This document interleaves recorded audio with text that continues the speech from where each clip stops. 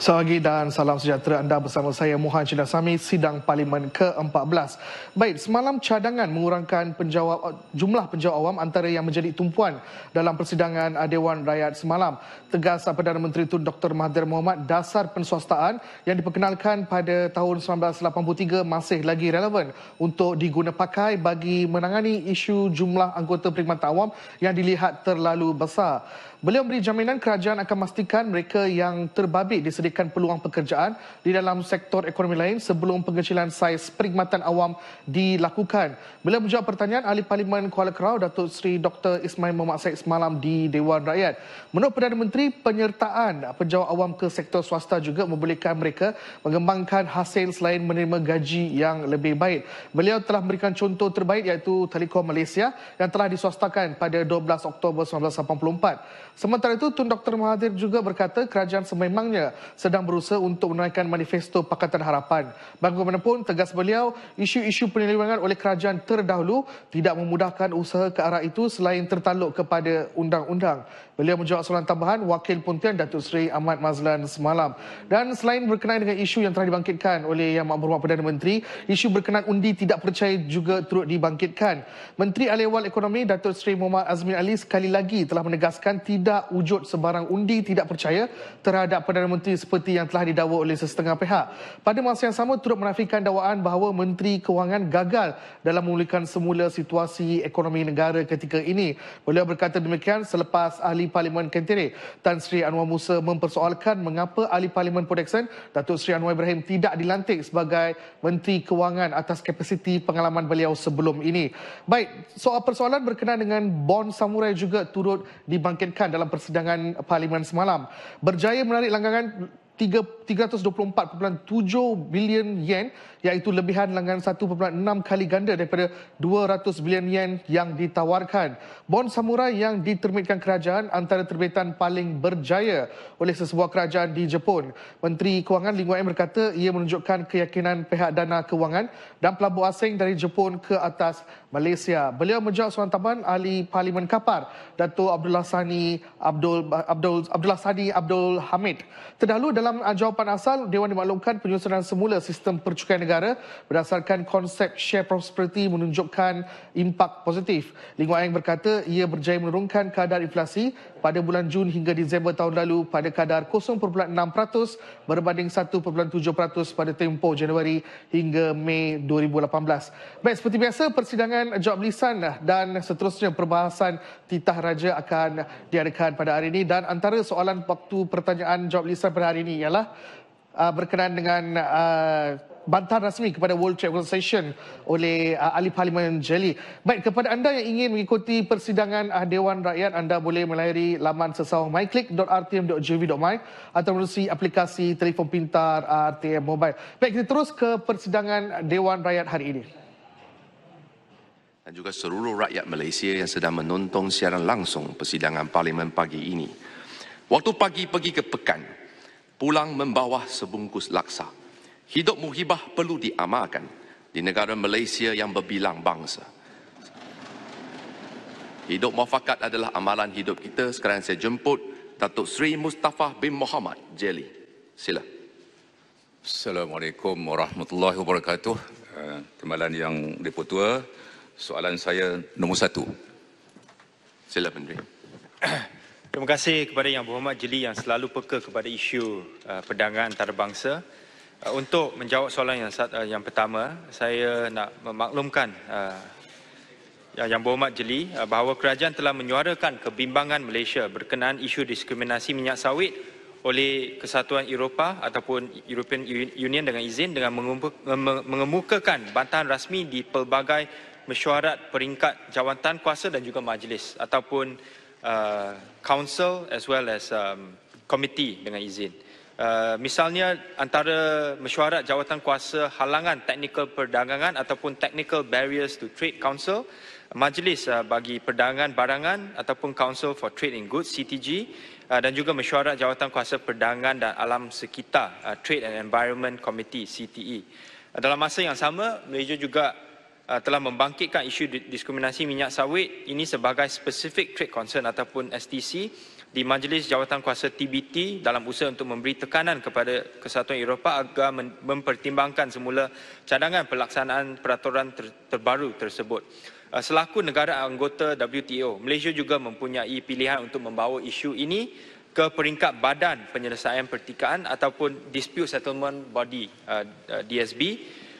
Tetapi walau bagaimanapun ini hanya dapat dilakukan setelah kaedah pelaksanaan dan isi kandungan peraturan terbaru berkenan diterbitkan dengan lebih jelas oleh pihak EU bagi membolehkan negara-negara ahli WTO yang terjejas menilai dengan lebih teliti aspek-aspek yang bercanggah dengan peraturan-peraturan WTO. Selain itu, inisiatif lain yang telah dilakukan oleh kerajaan di peringkat WTO adalah dengan mewujudkan satu gabungan yang dikenali sebagai Friends of Palm Oil ataupun FPO di Geneva bermula pada April 2017. Gabungan FPO adalah terdiri dari perwakilan negara-negara pengeluar utama minyak sawit di WTO termasuk Malaysia, Indonesia, Thailand, Colombia, Guatemala, Ecuador, Costa Rica dan juga Honduras. Antara tindakan yang telah diambil oleh ahli-ahli FPO adalah untuk menyuarakan bantahan secara bersama di pelbagai mesyuarat jawatankuasa WTO. FPO juga telah menganjurkan sesi khas semasa Forum Awam WTO 2017 pada 26 September 2017 dalam usaha untuk memperbetulkan persepsi negatif terhadap minyak sawit berdasarkan bukti fakta dan juga saintifik.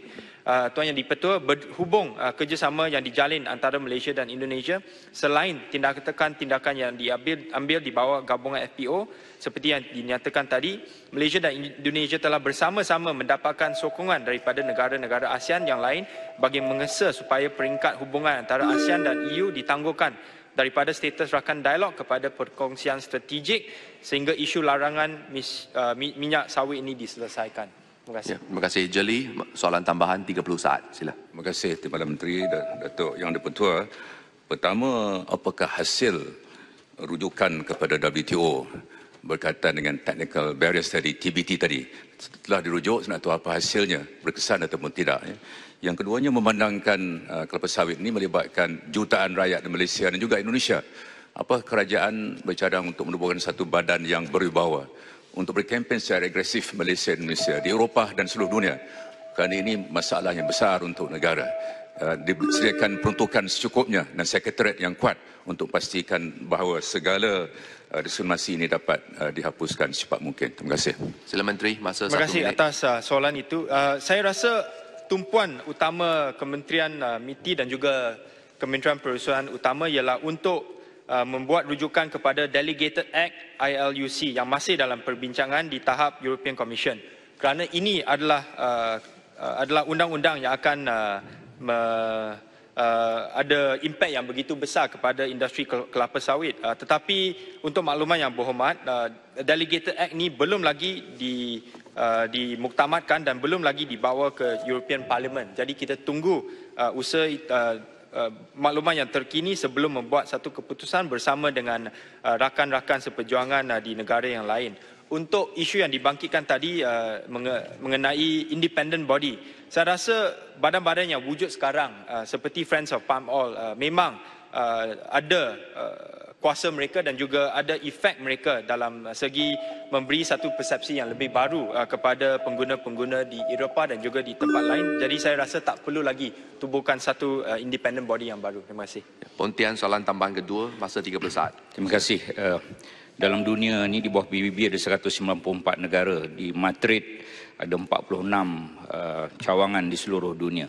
Apakah yang dibuat oleh MITI untuk memastikan Madrid dalam KPI per pegawainya menjual sawit Malaysia ke negara-negara yang berhampiran dengan kawasan yang mereka jaga?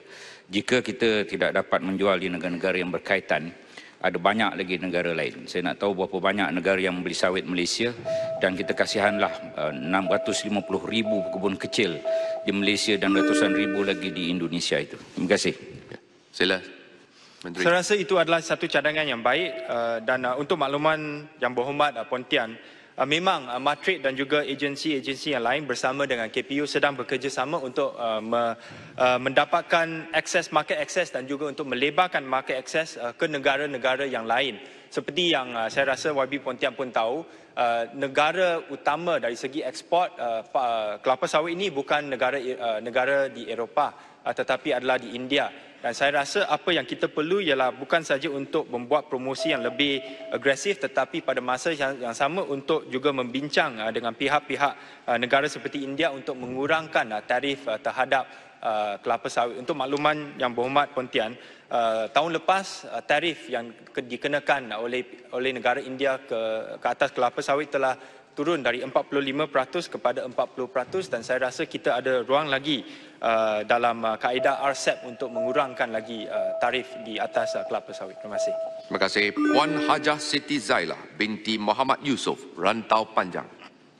Terima kasih Datuk M. Tua. Soalan saya nombor 2. Sila Menteri. Tuan Yang di-Pertua, statistik bilangan taska berdaftar dengan JKM sehingga Januari tahun ini adalah sebanyak 4,466 buah. Bagi memastikan keselamatan anak-anak terjaga di bawah pengasuh terlatih, pihak kementerian mengambil beberapa inisiatif seperti berikut. 1. Memantapkan lagi kualiti pemantauan ke atas taska oleh pegawai diberi kuasa taska dengan menghantar 33 orang PDBK iaitu pegawai penguatkuasa mengikuti kursus asuhan dan didikan awal kanak-kanak pemata KAP secara online yang dilaksanakan oleh UPSI Holding Sendirian Berhad, dan 36 lagi orang pegawai institusi mengikuti KAP secara konvensional selama 28 hari yang dilaksanakan oleh Institut Sosial Malaysia. Yang keduanya mengadakan kursus berkaitan kepada pengasuh taska di rumah melalui kerjasama NGO seperti Persatuan Pengasuh Berdaftar Malaysia. Ketiga, menyediakan status pendaftaran taska yang terkini di portal rasmi JKM bagi memudahkan semakan ibu bapa sebelum menghantar anak. Websitenya www.jkm.gov.my. Keempat, menyediakan infografik panduan pemilihan pengasuh di rumah yang telah dilancarkan pada November 2018, memberi kemudahan kepada ibu bapa semasa memilih pengasuh dan selepas menghantar anak. Dan infografik ini telah pun saya hantar kepada semua yang berhormat untuk disebarkan kepada persatuan penduduk dan juga rukun tetangga. Kelimanya, untuk kerap menghadiri program meningkatkan kesedaran ibu bapa dan masyarakat tentang kepentingan taska berdaftar. Ini adalah program Jom Daftar. Keenam adalah kita telah menjalankan satu program pemutihan taska di Putrajaya untuk mengenal pasti semua kawasan perumahan di Putrajaya bagi mengumpul maklum balas daripada pengusaha taska yang tidak berdaftar. Dan usaha ini masih berjalan. Hasil pemutihan kita dapati ada 49 buah taska institusi dikenal pasti tidak berdaftar dan telah diberi khidmat nasihat bagi membantu taska-taska ini berdaftar.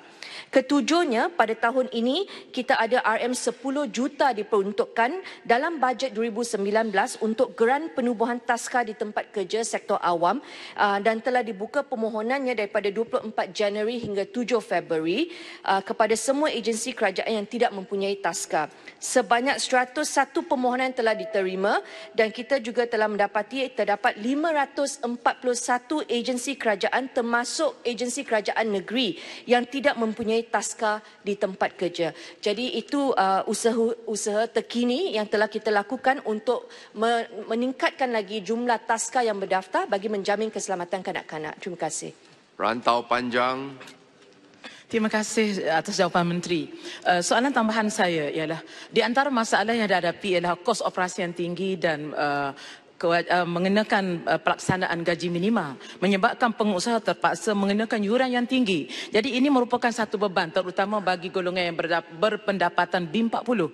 Jadi saya ingin tahu apakah inisiatif yang dibuat oleh kerajaan untuk membantu golongan ini? Apakah kerajaan bercadang untuk mengecualikan gaji minima terutama pengusaha yang kecil, yang berskala kecil?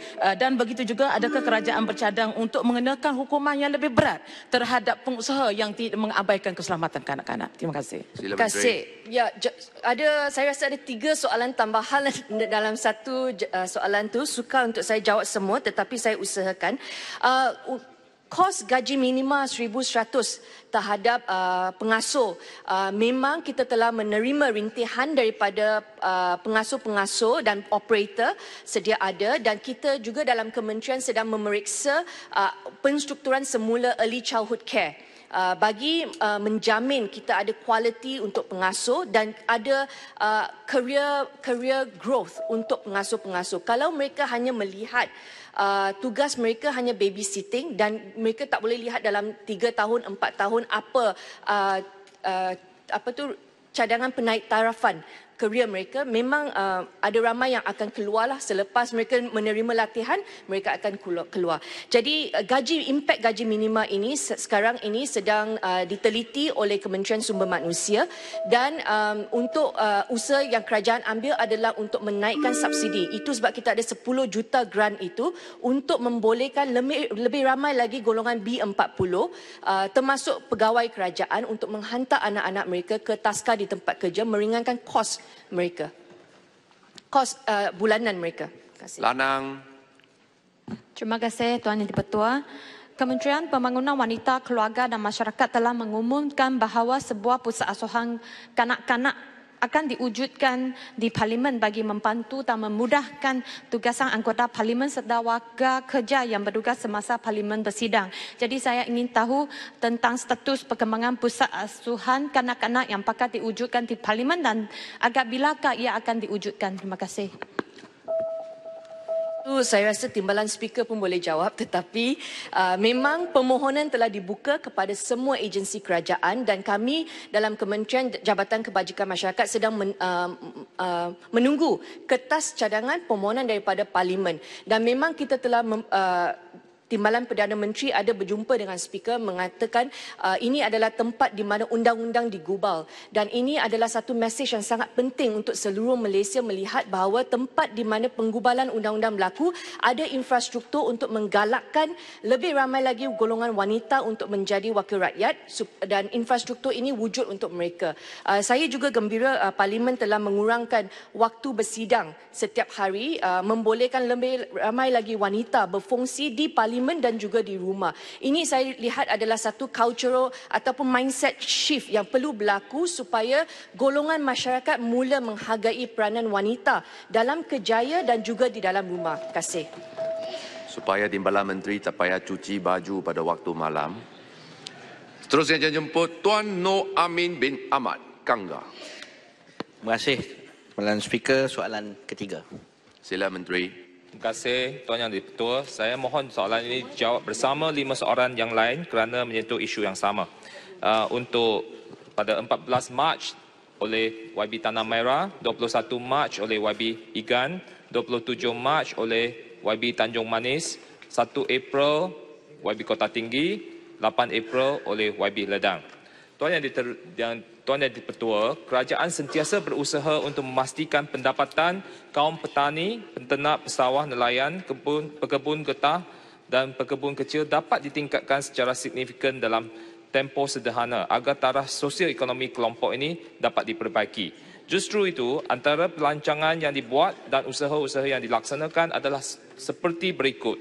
Nombor 1, menggiatkan keterlibatan petani, pesawah, penternak, nelayan secara aktif dalam program-program khusus yang boleh meningkatkan pengeluaran. Contohnya, bagi sektor tanaman, melibatkan kumpulan petani dalam program TKPM bagi tanaman jangka pendek dan sederhana, pembangunan tanaman sejarah kluster seperti tanaman kontan, pembangunan ladang organik dan sebagainya.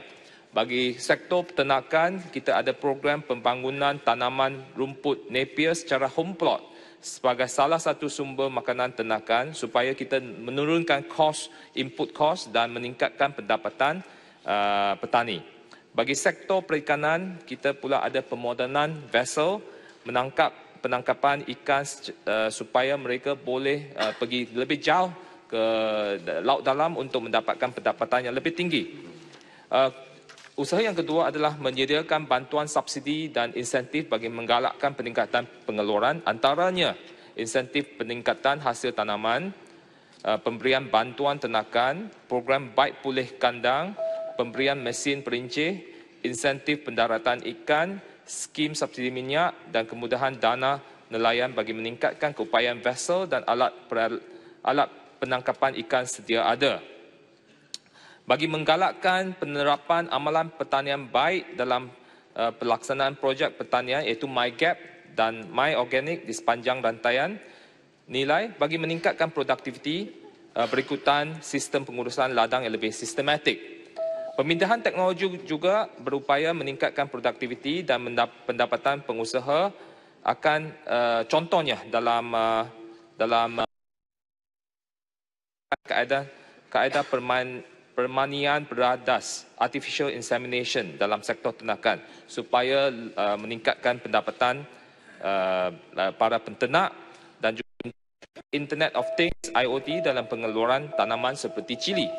Dalam aspek kemahiran, latihan disediakan bagi meningkatkan kecekapan produktiviti. Dan kita juga mewujudkan ruang pasaran bagi produk-produk pertanian secara terus untuk mengurangkan orang tengah. Itulah adalah antara usaha-usaha kerajaan. Terima kasih. Terima kasih. Kangga. Terima kasih, Timbalan Menteri. Kita tahu kelompok yang saya nyatakan dalam soalan ini antara kelompok yang paling rapuh, bukan saja baru tetapi sejak dulu. Jadi saya ingin bertanya sama ada kerajaan merancang untuk mewujudkan skim-skim bantuan yang berbeza, misalnya beasiswa khusus untuk anak-anak petani nelayan, mungkin sebagian mereka tidak ada rumah, jadi ada program-program khusus, termasuklah juga pencen, kerana bila sampai satu tempoh mereka ini bukanlah dapat melakukan lagi kerja-kerja fizikal sebagaimana yang mereka biasa lakukan. Terima kasih. Sila. Soalan tambahan, kerajaan sememangnya tengah mengkaji lebih banyak program-program atau insentif khusus. Contohnya antara yang telah dibincangkan adalah insurans kepada petani dan pesawar dan sebagainya supaya kita boleh mereka, kerana petani ini terdedah kepada keadaan cuaca yang tidak menentu dan juga malapetaka bencana dan sebagainya. Jadi ada antara salah satu yang kita tengah kaji, ada model-model tertentu untuk petani. Itu adalah antara satu usaha kita. Dan juga kita ada agropreneur muda yang memberi insentif kepada petani muda supaya mereka mencuburi sektor pertanian. Untuk beasiswa dan sebagainya, kita kena minta pandangan daripada Kementerian pendidikan yang duduk di sini dan mereka nanti ada soalan juga boleh tambah soalan ya. Sememangnya saya rasa sebagai dasar kita memang memberi peluang untuk B40 ya untuk memasuki universiti dan juga baru-baru ini ada perubahan dasar memberi mereka masuk kepada sekolah beragama berasrama penuh ya. Jadi itu adalah usaha kerajaan. Terima kasih. Kuala Krau. Sila Kuala Krau.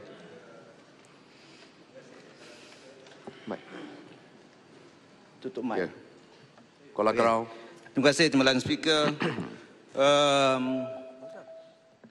Biasanya petani, pesawah, nelayan dan juga peternak ni atau bekerja juga termasuk yang disebut oleh Timbalan Menteri tadi adalah golongan yang sangat susah.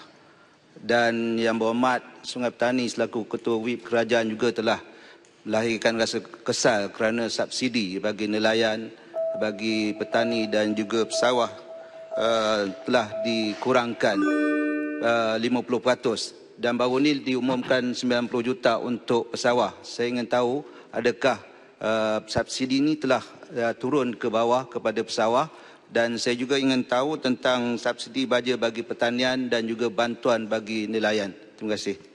Sila 1 minit. Saya terima kasih Kuala Kurau, tapi saya rasa Kuala Kurau itu salah fakta dan saya rasa Kuala Kurau tidak duduk dalam Dewan semalam. Pagi semalam bila Menteri jawab isu subsidi dan sebagainya. Saya rasa ini adalah Kuala Kurau kena buat homework lah ya. Dan okey. Yang Berhormat, saya berjumpa dengan Yang Berhormat Menteri semalam. Yang Berhormat jangan mengatakan saya tidak ada fakta, Yang Berhormat. Yang Berhormat perlu tarik balik kata saya tidak ada fakta, Yang Berhormat. Fakta salah. Ya, Yang Berhormat Menteri telah mengatakan bahawa 90 juta telah diumumkan. Telah diumumkan. Secara baik, saya... Masa tinggal 20 saat, Menteri jawab terus.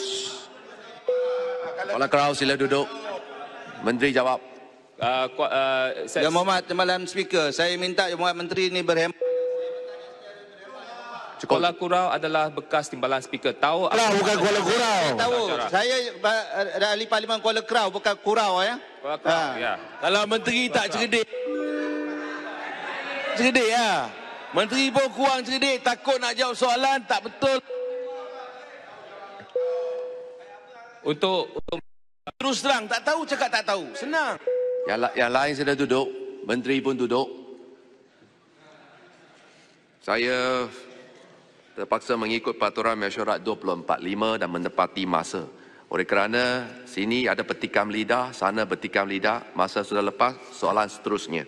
Soalan 4, Datuk Haji Salim Sharif Jempol. Soalan Sila. saya nombor 4. Terima kasih Speaker. Sila. Sila Jempol, Menteri. Sini. Terima kasih, Tuan Yang Di-Pertua. Ya. Speaker, soalan tambahan yang kedua. Soalan tambahan kedua. Tunggu giliran. Sila.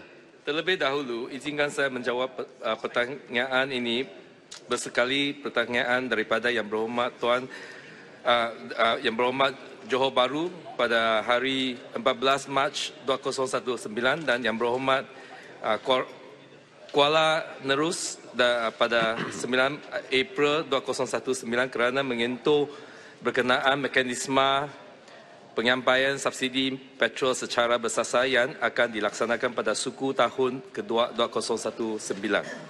Pemberian subsidi petrol dan diesel secara pukar pada masa ini membolehkan semua lapisan pengguna menikmati harga runcit di PAM tanpa mengira tahap pendapatan dan kerakyatan.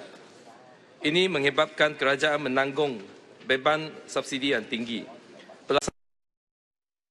Salah satu langkah kerajaan bagi mengurangkan tanggungan subsidi dan pada masa yang sama dapat memastikan subsidi petrol dan diesel hanya dinikmati oleh golongan yang memerlukan sahaja.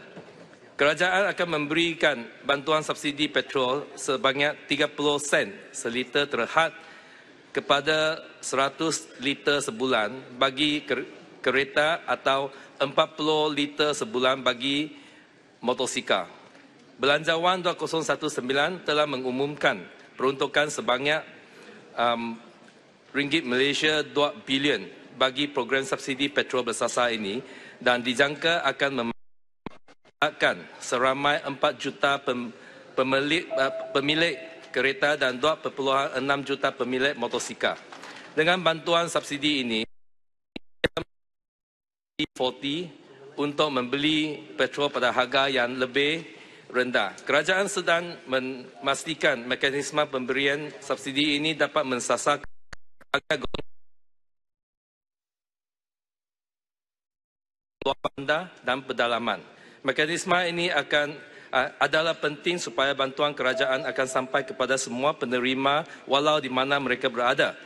Kementerian ini bekerjasama rapat dengan Kementerian Kewangan untuk memastikan ciri-ciri utama yang perlu ada pada mekanisme subsidi petrol bersasar adalah seperti berikut.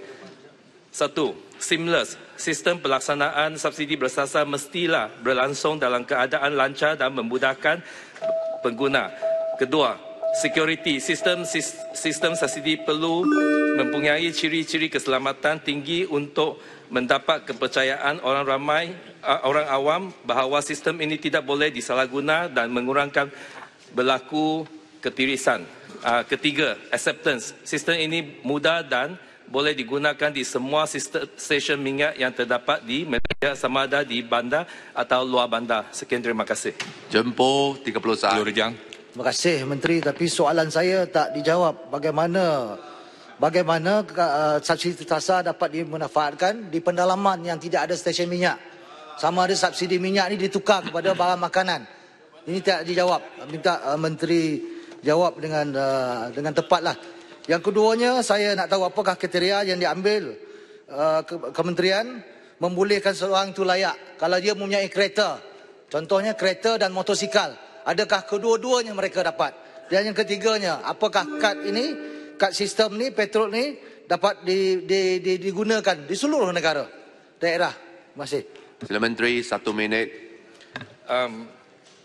Terima kasih Yang Berhormat daripada jemput, tadi saya dah sebut mekanisme yang akan dilaksanakan. Kita ada mengambil perhatian tentang mereka yang di dalam bandar dan di luar bandar. Tetapi untuk satu keputusan muktamad belum dibuat tentang apakah mekanisme yang akan dilaksanakan.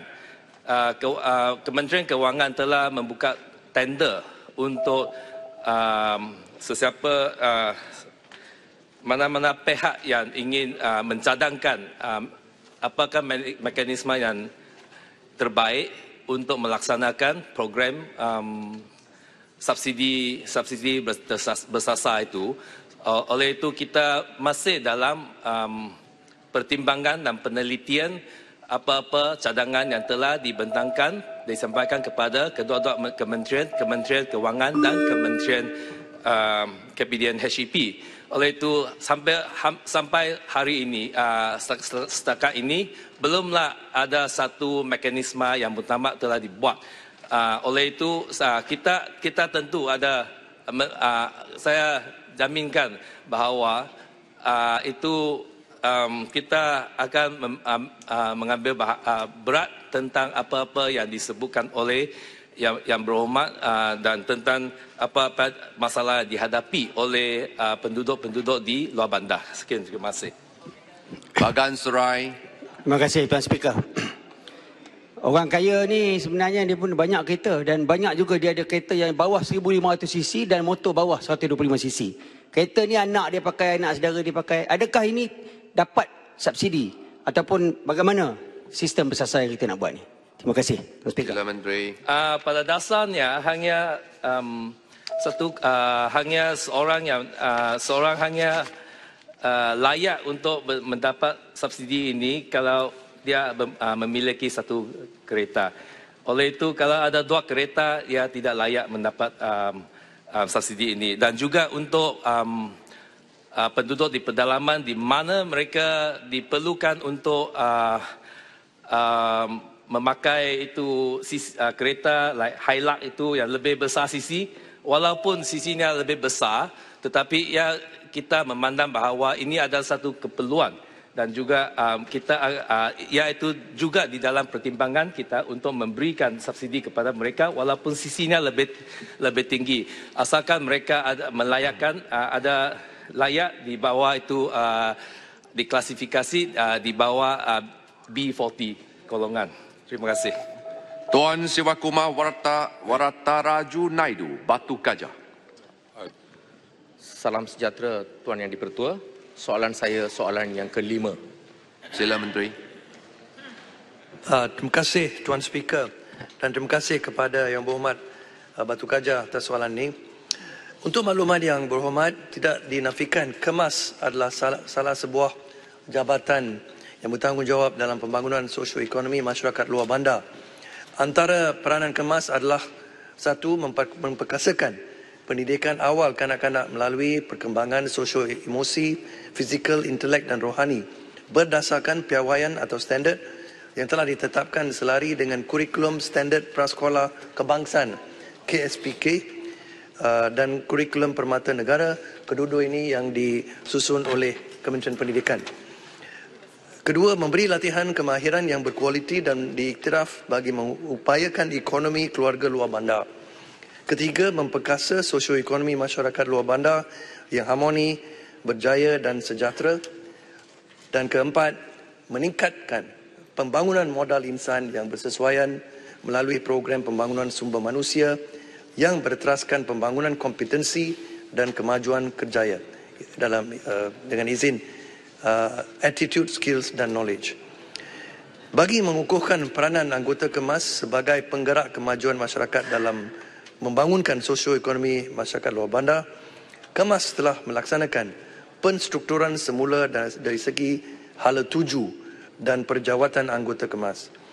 Penjajaran fungsi, senarai tugas dan gerak kerja anggota KEMAS ini disusun semula mengikut bahagian operasi di KEMAS, iaitu pendidikan awal kanak-kanak, pendidikan kemahiran dan pembangunan komuniti agar menjadi lebih kreatif dan berinovatif demi mencapai peningkatan produktiviti dalam melaksanakan tugas mereka.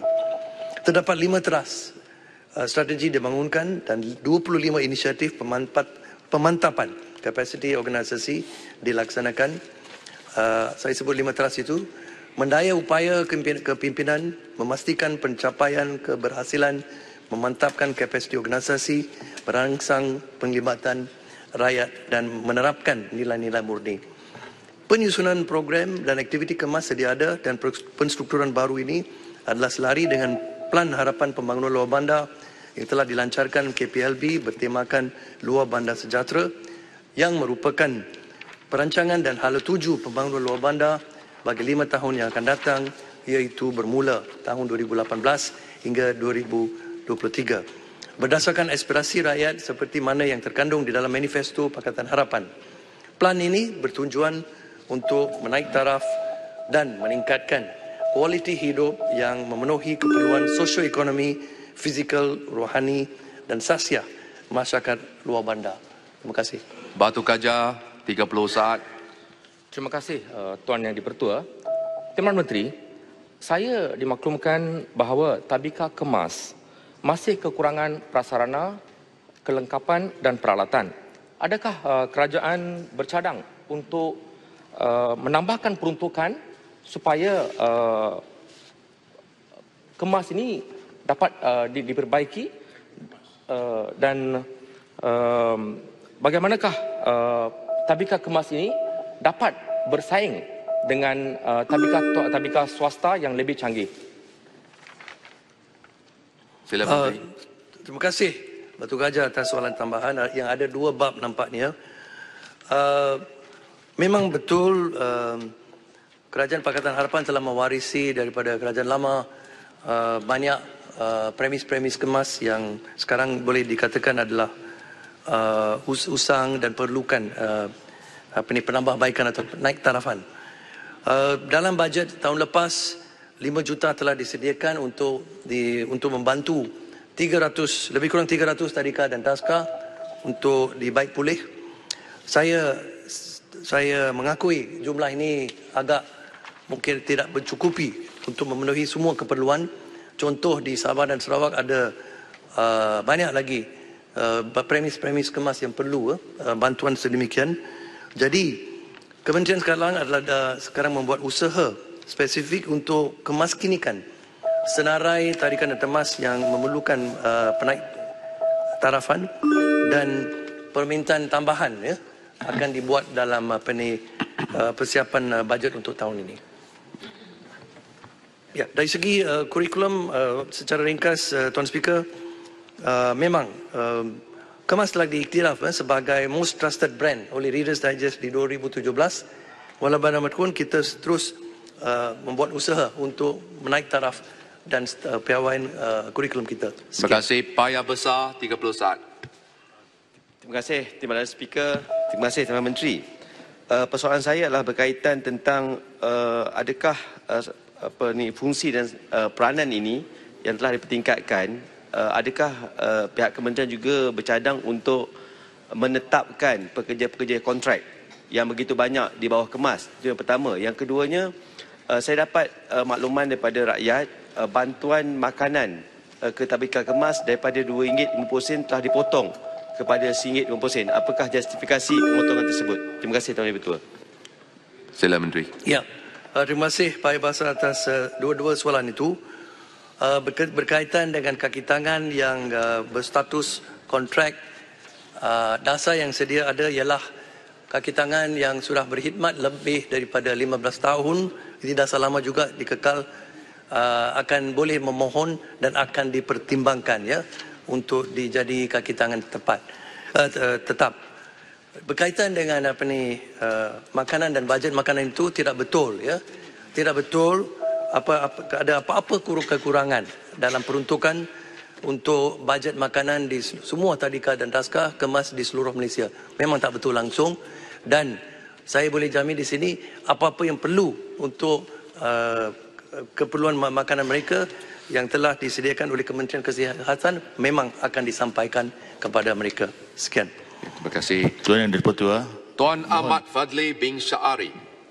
Terima kasih Tuan. Soalan saya nombor 6. Sila. Terima kasih Tuan Yang di-Pertua, terima kasih Pak Simas. Saya dipesan oleh Menteri Pertahanan untuk mengirim salam kerana beliau sedang menghadap Raja Perlis pagi ini.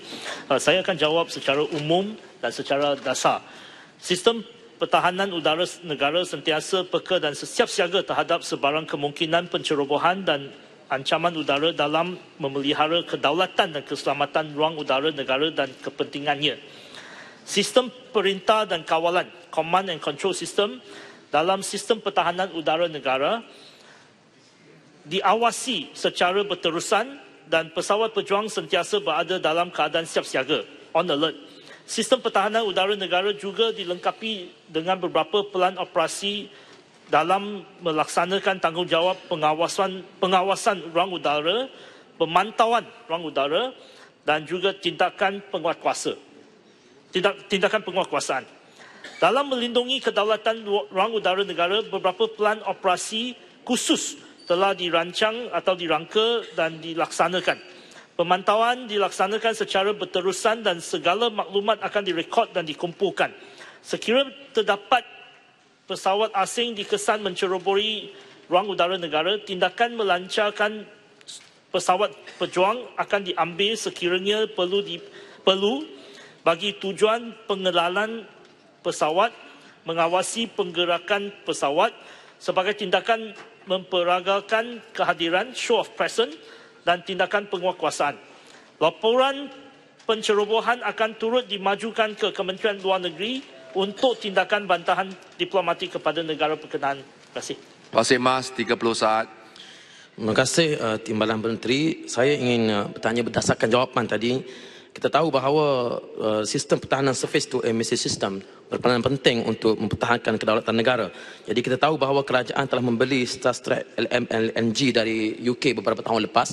Setakat manakah keadaan siap siaga persenjataan tersebut dan setakat manakah perbincangan kerajaan Malaysia dengan Singapura ketika mereka melancarkan ILS, Instrument Landing System, berkuat kuasa Januari lepas yang menyebabkan pencerobohan berlaku. Terima kasih. Sila Menteri. Memang semua aset digunakan untuk menjaga luang udara dan untuk menjaga kedaulatan negara kita. Saya tidak masuk kepada kesiapsiagaan aset spesifik. Tapi isu tentang ILS ini sebenarnya di bawah Kementerian Pengangkutan.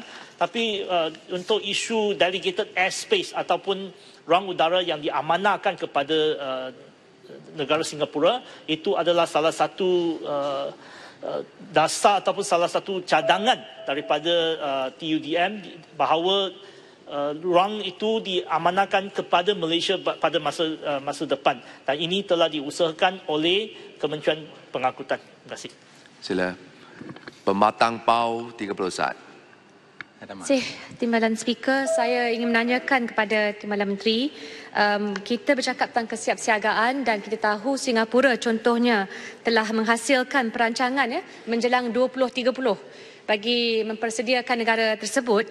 Sementara saya merujuk kepada Malaysia, dikeluarkan sebuah kajian soal selidik kertas putih pertahanan awam untuk mendapatkan maklum balas daripada pihak berkepentingan. Apakah perkembangan terkini dan adakah Malaysia benar-benar di bawah kementerian boleh menyediakan satu perancangan yang setimpal tersetanding dengan negara Singapura? Terima kasih. Sila Menteri. Kertas putih pertahanan akan dibentang di Parlimen dalam sesi ketiga tahun ini, dan ini adalah peluang untuk kerajaan dan juga untuk rakyat Malaysia supaya semua dapat memberi pandangan tentang hala tuju pertahanan negara kita. Dan dalam usaha untuk menjayakan kertas putih ini, bukan saja kertas putih tetapi juga kita perlukan rancangan kewangan, kita perlukan rancangan kesiapsiagaan, strategi ketenteraan. Semua ni akan jadi usaha sampingan kertas putih pertahanan. Dan saya harap ahli-ahli parlimen boleh memberi pandangan dan melibatkan diri dalam perbincangan kertas putih pertahanan. Terima kasih. Terima kasih. Puan Nur Azrina binti Surip, Merbuk. Terima kasih Yang di-Pertua. Soalan saya nombor 7. Sila Menteri. Terima kasih Tuan Yang di-Pertua. Untuk makluman ahli yang berhormat, Kementerian sedang dalam proses akhir memuktamadkan pindaan Akta Perlesenan Tenaga Atom 1984, Akta 304 sebelum dikemukakan kepada Jabatan Peguam Negara dan dibentangkan di Parlimen. Antara pindaan yang dicadangkan dalam akta tersebut adalah penambahbaikan terhadap kawalan dan kawal selia keselamatan, sekuriti dan kawal gunaan bahan radioaktif nuklear dan pengurusan sisa radioaktif. Untuk makluman juga, satu sesi taklimat mengenai penambahbaikan akta sedia ada dengan stakeholders engagement dengan izin bersama ahli parlimen telah diadakan pada 8 Oktober 2018 yang lalu yang telah dipengerusikan oleh Yang Berhormat Menteri Mestek. Sekian, terima kasih. Mubuk 30 saat. Terima kasih di atas jawapan Yang Berhormat Timbalan Menteri. Kita sedia maklum bahawa akta ni 304 ni sudah terlalu lama, lebih 30 tahun. Suatu yang menggembirakan sekiranya pihak kementerian dalam proses memuktamadkan. Cuma soalan saya, adakah amendment tersebut melibatkan bagaimana untuk kita mengurus sisa sisa pekerjaan mengandungi radioaktif, iaitu yang kita lebih kenali sebagai NOM, iaitu naturally occurring radioactive materials, seperti yang ada di kilang Linus. Terima kasih. Sila Menteri, 1 minit.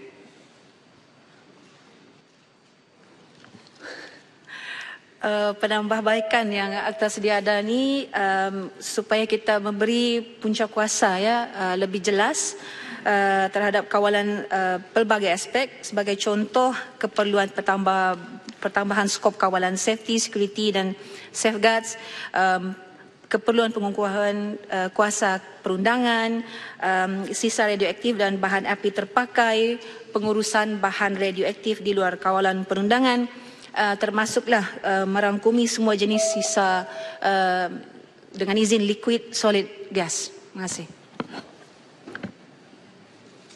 Geri, sila. Terima kasih Tuan Yang Betul. Soalan saya, apakah perkembangan terkini laporan penuh dan hasil kajian pengusi jawatankuasa eksekutif penilaian operasi Linus Advanced Material Plan (LAM) dan apakah tindakan susulan berhubung status operasi loji Linus tersebut? Terima kasih. Sila Menteri.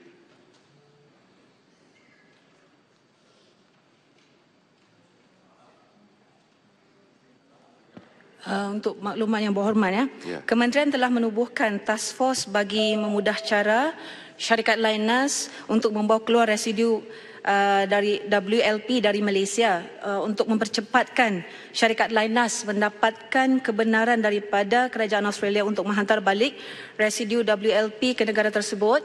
Kementerian juga telah memanjangkan surat rasmi kepada pihak berkuasa Australia pada 26 Februari 2019 untuk kita maklumkan mengenai kerjasama yang diperlukan bagi pengeluaran residu WLP dari Malaysia ke Australia.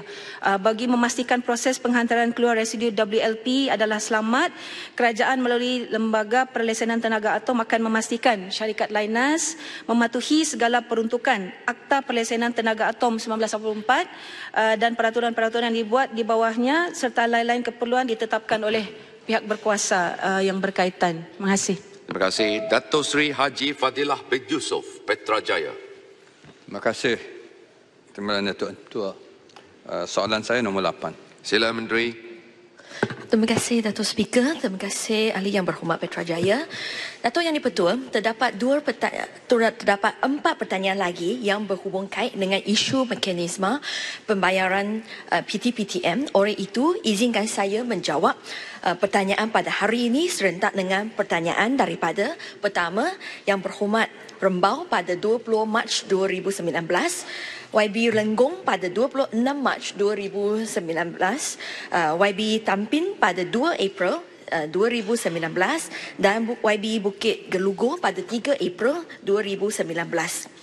Untuk maklumat ahli yang berhormat, Jemaah Menteri mengarahkan agar pelaksanaan potongan gaji berjadual PGB peminjam PT-PTM ditangguhkan pada 7 hari bulan Disember 2018 bagi mendapat pandangan pemegang taruh susunan menerima maklum balas daripada masyarakat.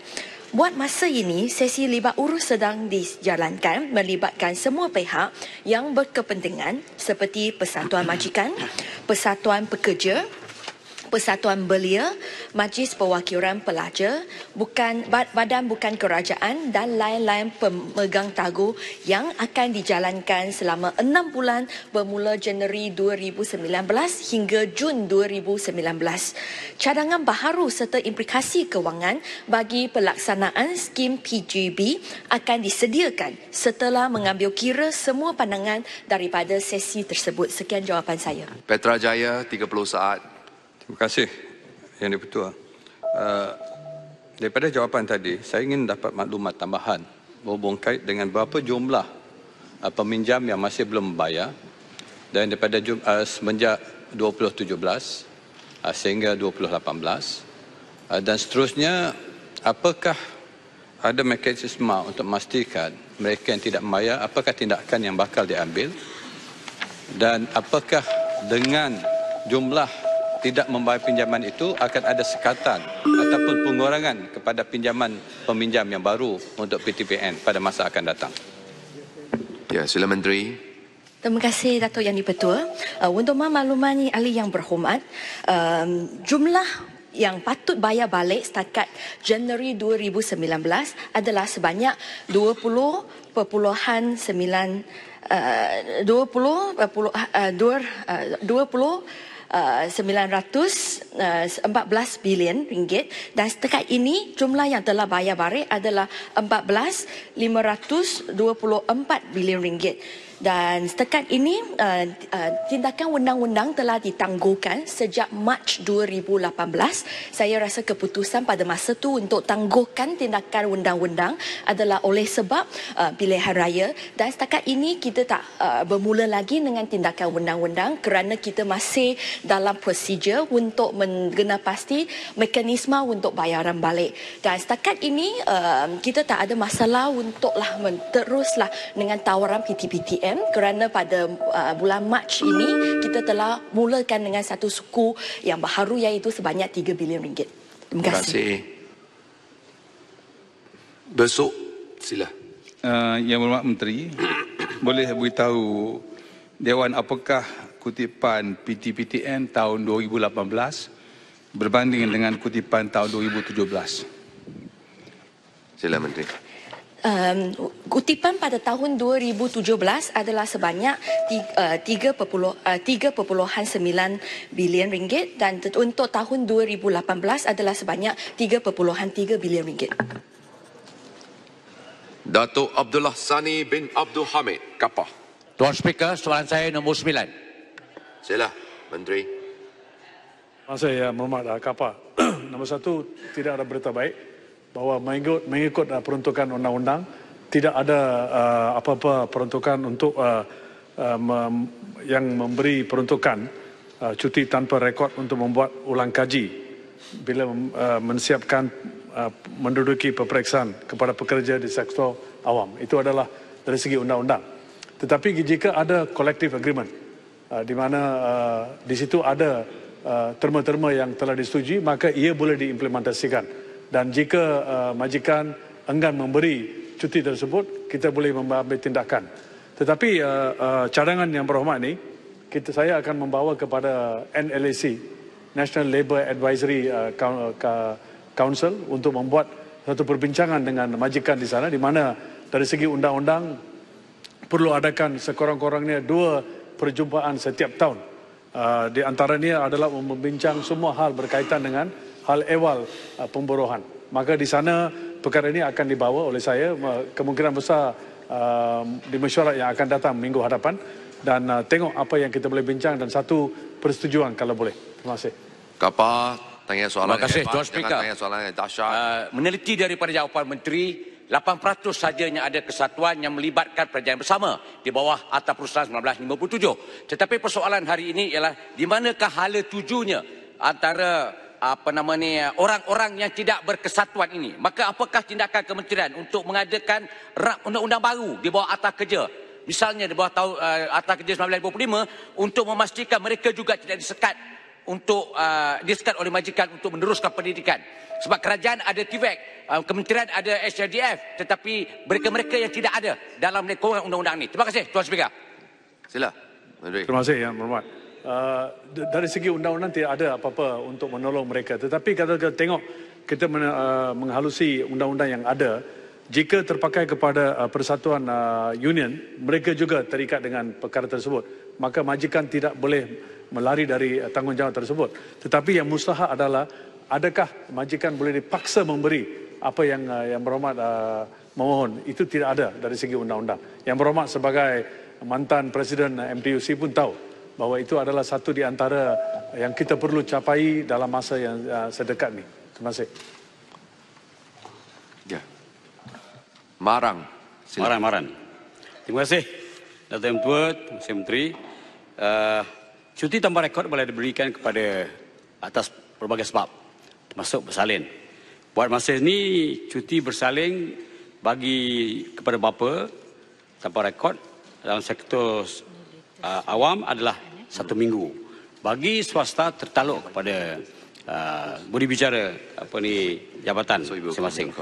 Adakah kerajaan bercadang untuk mengkaji semula penetapan cuti bersalin bagi bapa di sektor awam dan swasta untuk memberikan peluang supaya mereka dapat membantu isteri dalam menguruskan rumah tangga? Terima kasih. Sila Menteri. Jawapan, ya.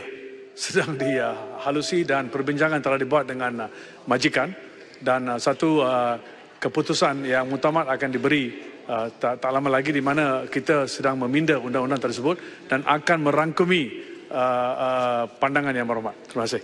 Dato' Seri Panglima Dr. Maximus John Niti Ongkili, Dr. Marudu.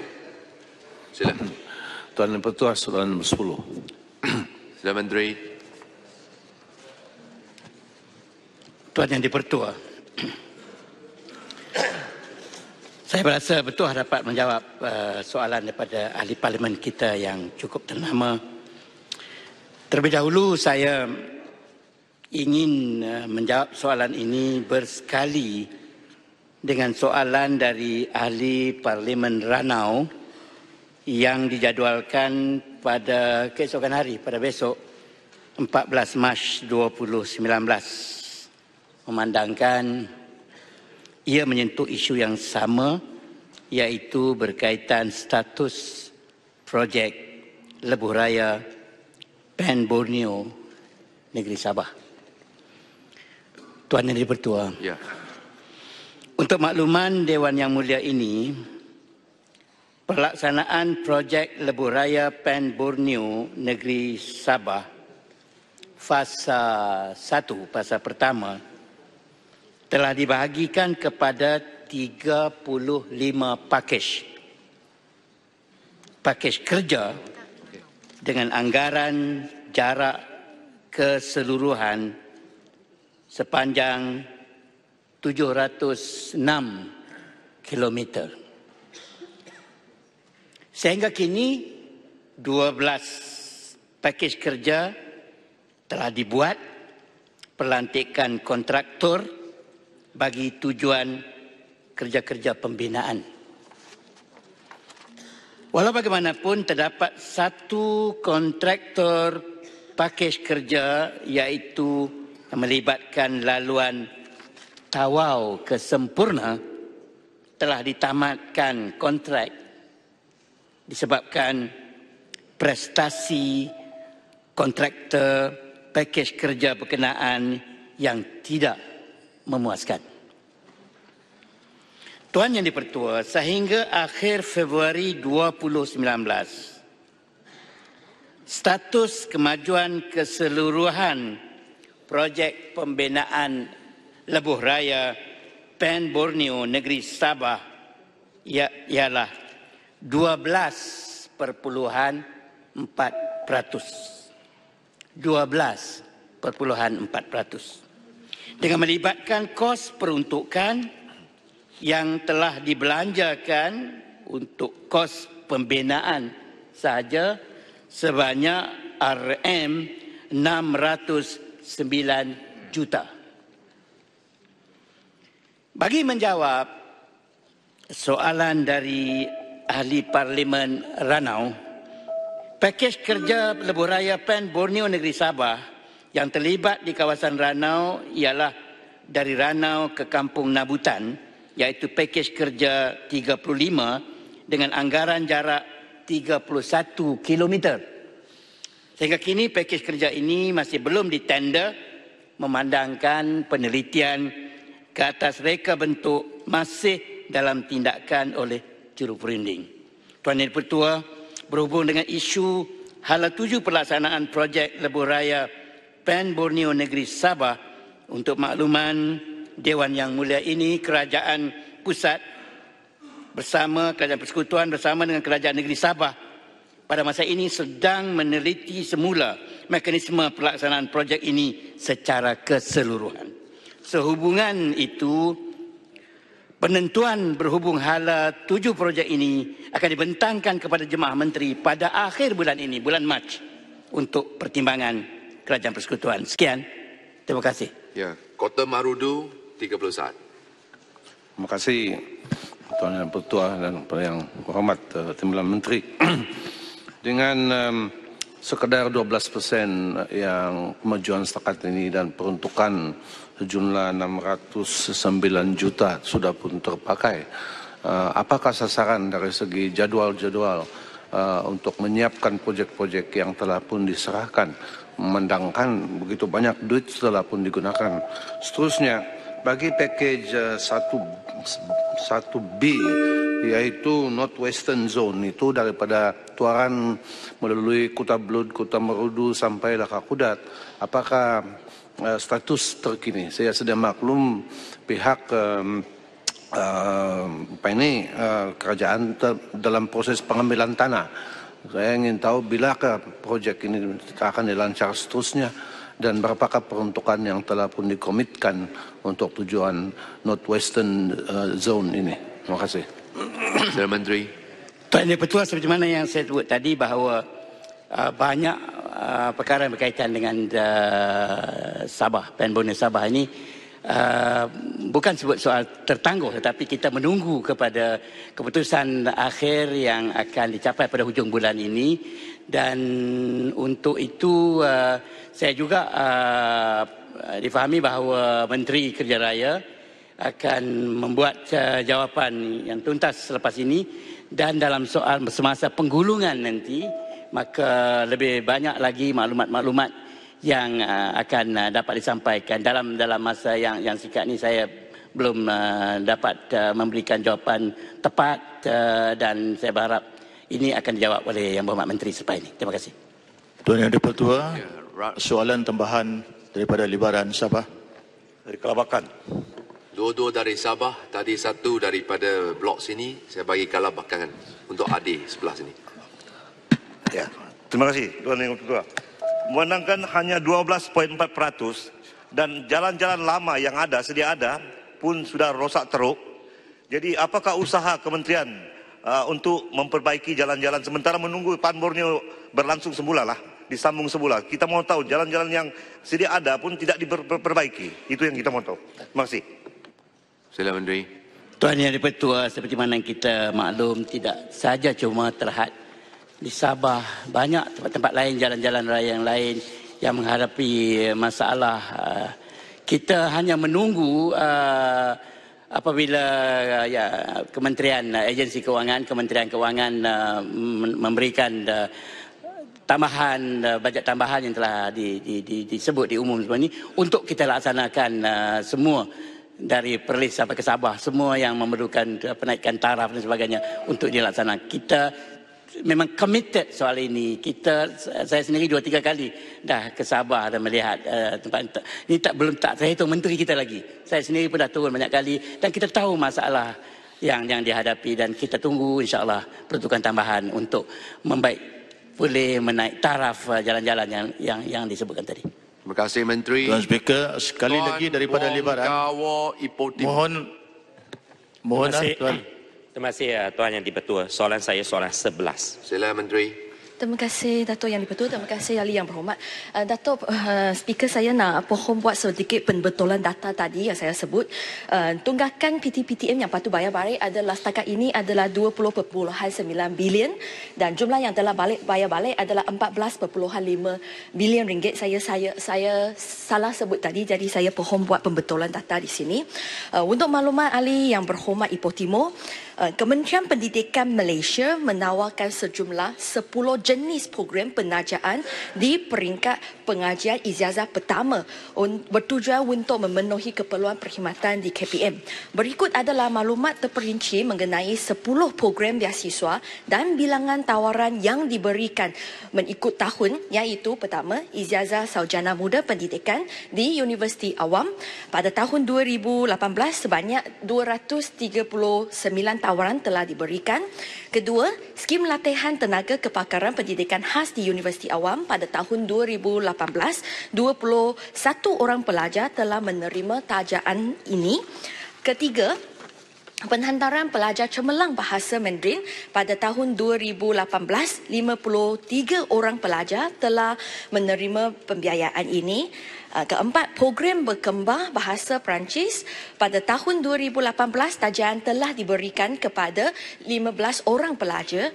Dan kelima, program penghantaran pelajar cemerlang pendidikan Islam Al-Quran wal Qiraat pada tahun 2018 seramai 20 orang pelajar telah menerima manfaat daripada penajaan ini. Keenam, program penghantaran pelajar cemerlang pendidikan Islam Bahasa Arab pada tahun 2018 melibatkan tajaan kepada 10 orang pelajar. Ketujuh, program penghantaran pelajar cemerlang matrikulasi pada tahun 2018 seramai 9 orang pelajar telah mendapat tajaan program ini. Kedelapan, pelajar cemerlang politeknik pada tahun 2018 tajaan ini melibatkan 100 orang pelajar. Kesembilan, atlet cemerlang IPTA pada tahun 2018 75 orang atlet pelajar telah menerima manfaat tajaan ini. Dan ke-10, My Brain Science pada tahun 2018 bagi tujuan ini tajaan diberikan kepada 149 orang pelajar.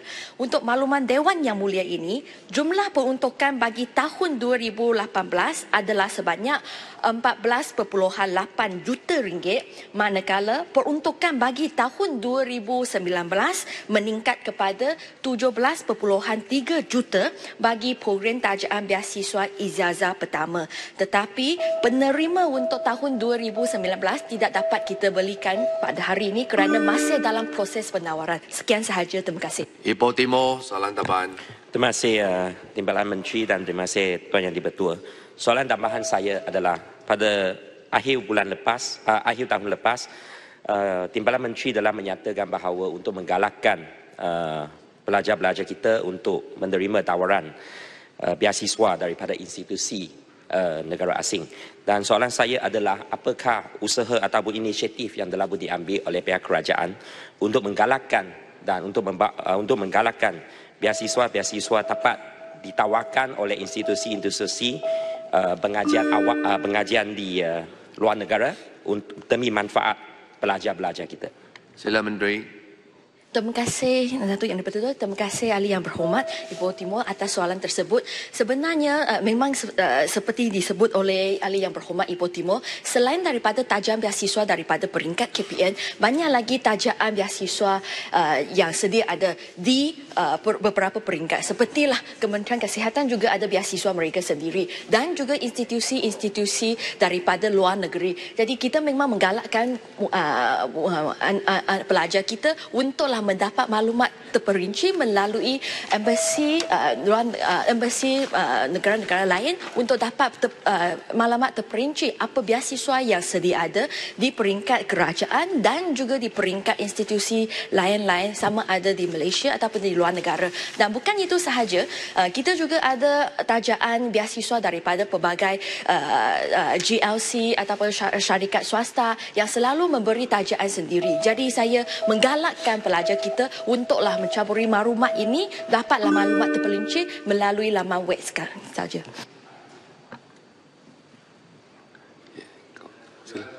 Jerantut, sila. Terima kasih Datuk Yang di-Pertua.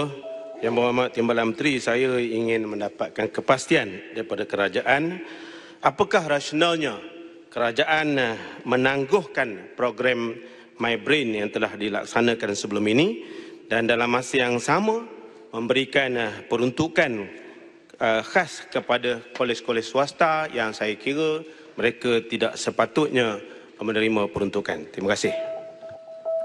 Perdana Menteri. Terima kasih atas soalan tersebut. Saya rasa alasan kita untuk menghentikan MyBrain, tajaan MyBrain telah diperjelaskan pada sidang yang dahulu. Jadi saya mintalah ahli yang berhormat semak balik handset. Dan saya nak nyatakan di sini bukan sahaja di bawah Kerajaan Pakatan Harapan yang memberi peruntukan kepada IPTS. Sepertilah saya nak sebut bahawa KUTA sebelum ini memang tiap-tiap tahun menerima tajaan daripada Kerajaan Barisan Nasional. Tetapi masa tu ahli yang berhormat jerantut dia tak bising. Dan selain daripada itu, sepertilah Universiti Islam yang terletak yang berada di Cyberjaya Putrajaya, kita juga memberi tajaan ataupun peruntukan sebanyak 15 juta ringgit. Jadi saya rasa janganlah kita mempertikaikan usaha-usaha Kerajaan Pakatan Harapan ataupun Barisan Nasional yang berhasrat untuk membantu universiti, kerana akhirnya pelajar di universiti itu kebanyakan adalah anak Malaysia. Terima kasih. Datuk Haji Ahmad Zazlan bin Yaakob, Macang. Soalan saya nombor 12. Terima kasih Datuk Yang di-Pertua. Sila. Terima kasih Tuan Yang di-Pertua dan terima kasih kepada Macang kerana bangkitkan soal masalah kepadatan pesakit yang terlalu tinggi di hospital-hospital. Tuan Yang di-Pertua, hospital-hospital negeri dan berpakar Kementerian Kesihatan Malaysia mempunyai kepadatan pesakit yang sangat tinggi berbanding hospital tanpa pakar, di mana kadar bed occupancy rate ataupun BOR adalah 75% dan ke atas. Terdapat 33 buah hospital kementerian mengalami masalah ini dan ini termasuk hospital Macang. Walaupun hospital Macang adalah hospital tanpa pakar. Bagi mengatasi masalah ini, Kementerian Kesihatan Malaysia sedang melaksanakan inisiatif hospital cluster di mana 3 atau lebih hospital dengan sekurang-kurangnya satu hospital berpakar di dalam kawasan geografi yang sama digabungkan di bawah satu sistem. Semua sumber termasuk sumber manusia, fasiliti, peralatan dan lain-lain di dalam hospital-hospital di dalam kluster tersebut akan dikongsi dan dioptimumkan penggunaannya bagi meningkatkan kualiti perkhidmatan yang disampaikan. Dengan ini, penggunaan katil bagi hospital-hospital yang kurang digunakan dapat dipertingkatkan di samping mengurangkan kesesakan di hospital berpakar.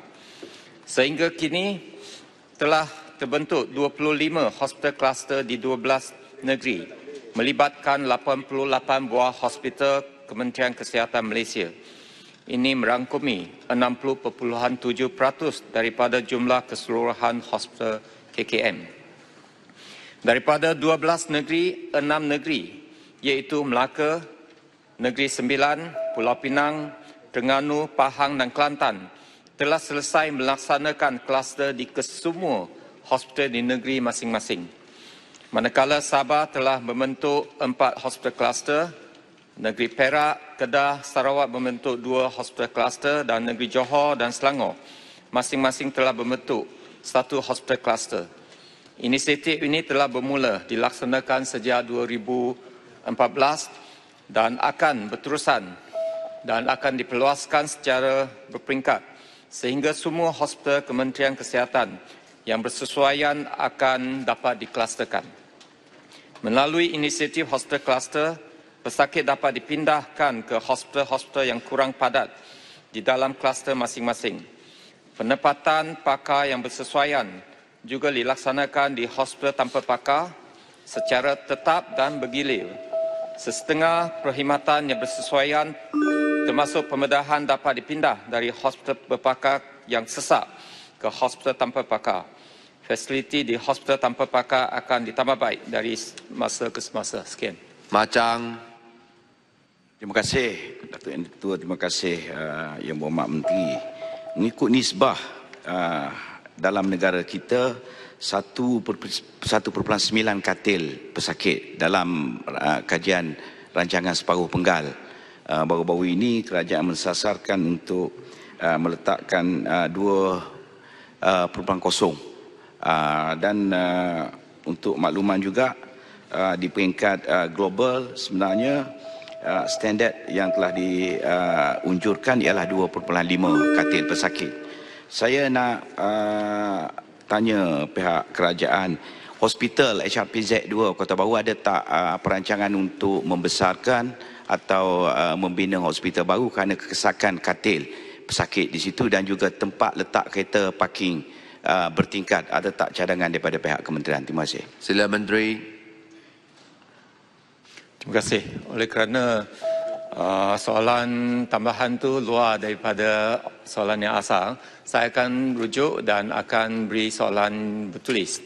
Berkenaan dengan kemudahan yang sedia ada, memang kita sasarkan supaya ada tambahan kemudahan katil di keseluruhan hospital kerajaan, dan dalam rancangan kita akan tambah beberapa hospital baru yang di bawah beberapa peringkat pembinaan, dan hospital-hospital berkenaan termasuklah Hospital Petra Jaya yang akan ditender semula, Hospital Pasir Gudang akan dimulakan, Hospital Parit Muntah, Hospital Pendang dan Hospital Tanjung Karang. Dan ini mudah-mudahan akan menambah kemudahan untuk katil di Kementerian Kesihatan. Sekian. Rasa. Terima kasih Datuk Yang di-Pertua kerana memberikan peluang. Berkenaan dengan kepadatan pesakit di hospital yang dinyatakan oleh Yang Berhormat Timbalan Menteri tadi, ada mengatakan bahawa 3 hospital yang ada doktor pakar. Saya nak tanya, macam mana keadaan kepadatan pesakit yang berlaku di Hospital Tuanku Jaafar, Seremban, yang saya percaya dia ada doktor pakar di situ, dan berkenaan dengan hospital ni, macam mana dengan keadaan di Jabatan Nefrologi yang mana sekarang ni kita tahu keadaan masalah dialisis di Seremban yang dalam keadaan kritikal selepas Hospital Mawar menghadapi masalah. Jadi saya mohon status terkini berkenaan dengan kepadatan khasnya daripada Jabatan Nefrologi. Sekian, terima kasih. Saya Menteri. Terima kasih. Untuk Hospital Tuanku Jaafar Seremban, BOR adalah 76.03%. Berkenaan dengan perkhidmatan nefrologi, memang kita tahu oleh kerana masalah penutupan Mawar Hemodialysis Center, jadi kita menghadapi sedikit kesulitan, tetapi kita memang janji Kementerian Kesihatan supaya semua pesakit yang memerlukan rawatan hemodialisis akan dirawat di sama ada di Kementerian Kesihatan ataupun di luar daripada Kementerian Kesihatan, dan buat sementara waktu sehingga masalah itu selesai, antara beberapa hospital termasuk Hospital Seremban akan terus membekalkan perkhidmatan tersebut kepada semua yang memerlukan hemodialisis di hospital. Sekian. Terima kasih. Datin Paduka Dr. Tan Yee Kiew, Wangsa Maju. Tuan Yang di-Pertua, soalan saya ke-13. Sila Menteri. Assalamualaikum warahmatullahi taala wabarakatuh. Tuan Yang di-Pertua, untuk makluman Yang Berhormat Wangsa Maju, Dewan Bandaraya Kuala Lumpur di BKL telah merangka beberapa strategi utama yang dijangka akan dapat mengurangkan kesesakan di Bandaraya Kuala Lumpur. Di antaranya adalah seperti berikut. Yang pertama, menggalakkan penggunaan pengangkutan awam seperti GoKL, monorail, LRT, MRT dan komuter KTM. Tindakan ini adalah untuk mempertingkatkan ridership yang sekarang ini masih rendah, lebih kurang dalam 18%, ke paras yang lebih tinggi iaitu 50% dalam jangka masa 5 tahun akan datang. Strategi untuk menggalakkan penggunaan pengangkutan awam ini termasuk memperbaiki perkhidmatan di bahagian first mile dan last mile di stesen-stesen yang terlibat. Kedua, kemudahan pengangkutan awam akan dipertingkatkan menjadi lebih menarik dengan tindakan penyediaan laluan pejalan kaki dan basikal, khususnya menyediakan laluan yang selesa dan selamat dari aspek continuity, linkages, laluan berbumbung berserta kelebaran laluan mobiliti yang mencukupi dan selamat.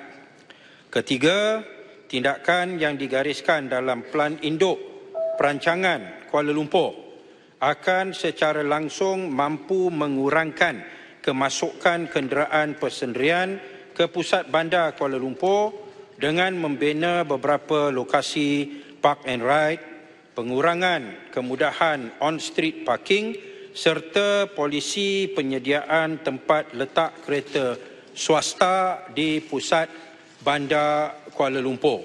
Secara langsung, kos penggunaan kenderaan persendirian akan menjadi lebih tinggi berbanding dengan kos menggunakan pengangkutan awam. Yang keempat, dalam kita mengamalkan perancangan bandar yang lebih tersusun, kita akan menentukan penggunaan konsep transit on demand supaya TOD yang akan menentukan bahawa persoalan pengangkutan awam juga akan diutamakan.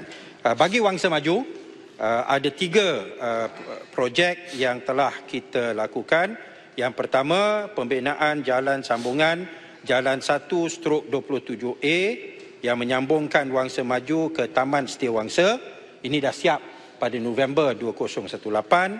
Kedua, pembinaan Jalan Kilang yang menyambungkan Jalan Genting Kelang ke kawasan perumahan Seri Rampai yang siap pada Februari 2019 dan pembinaan Jalan Air Panas yang menyambungkan Jalan Genting Kelang ke Jalan Tun Razak siap Mac 2019.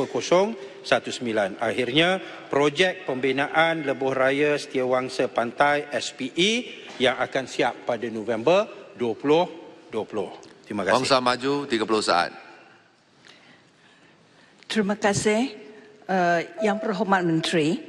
Masa dulu boleh dikatakan hampir semua projek infrastruktur khususnya jalan-jalan dilaksanakan tanpa rundingan dengan orang tempatan dan juga wakil rakyat.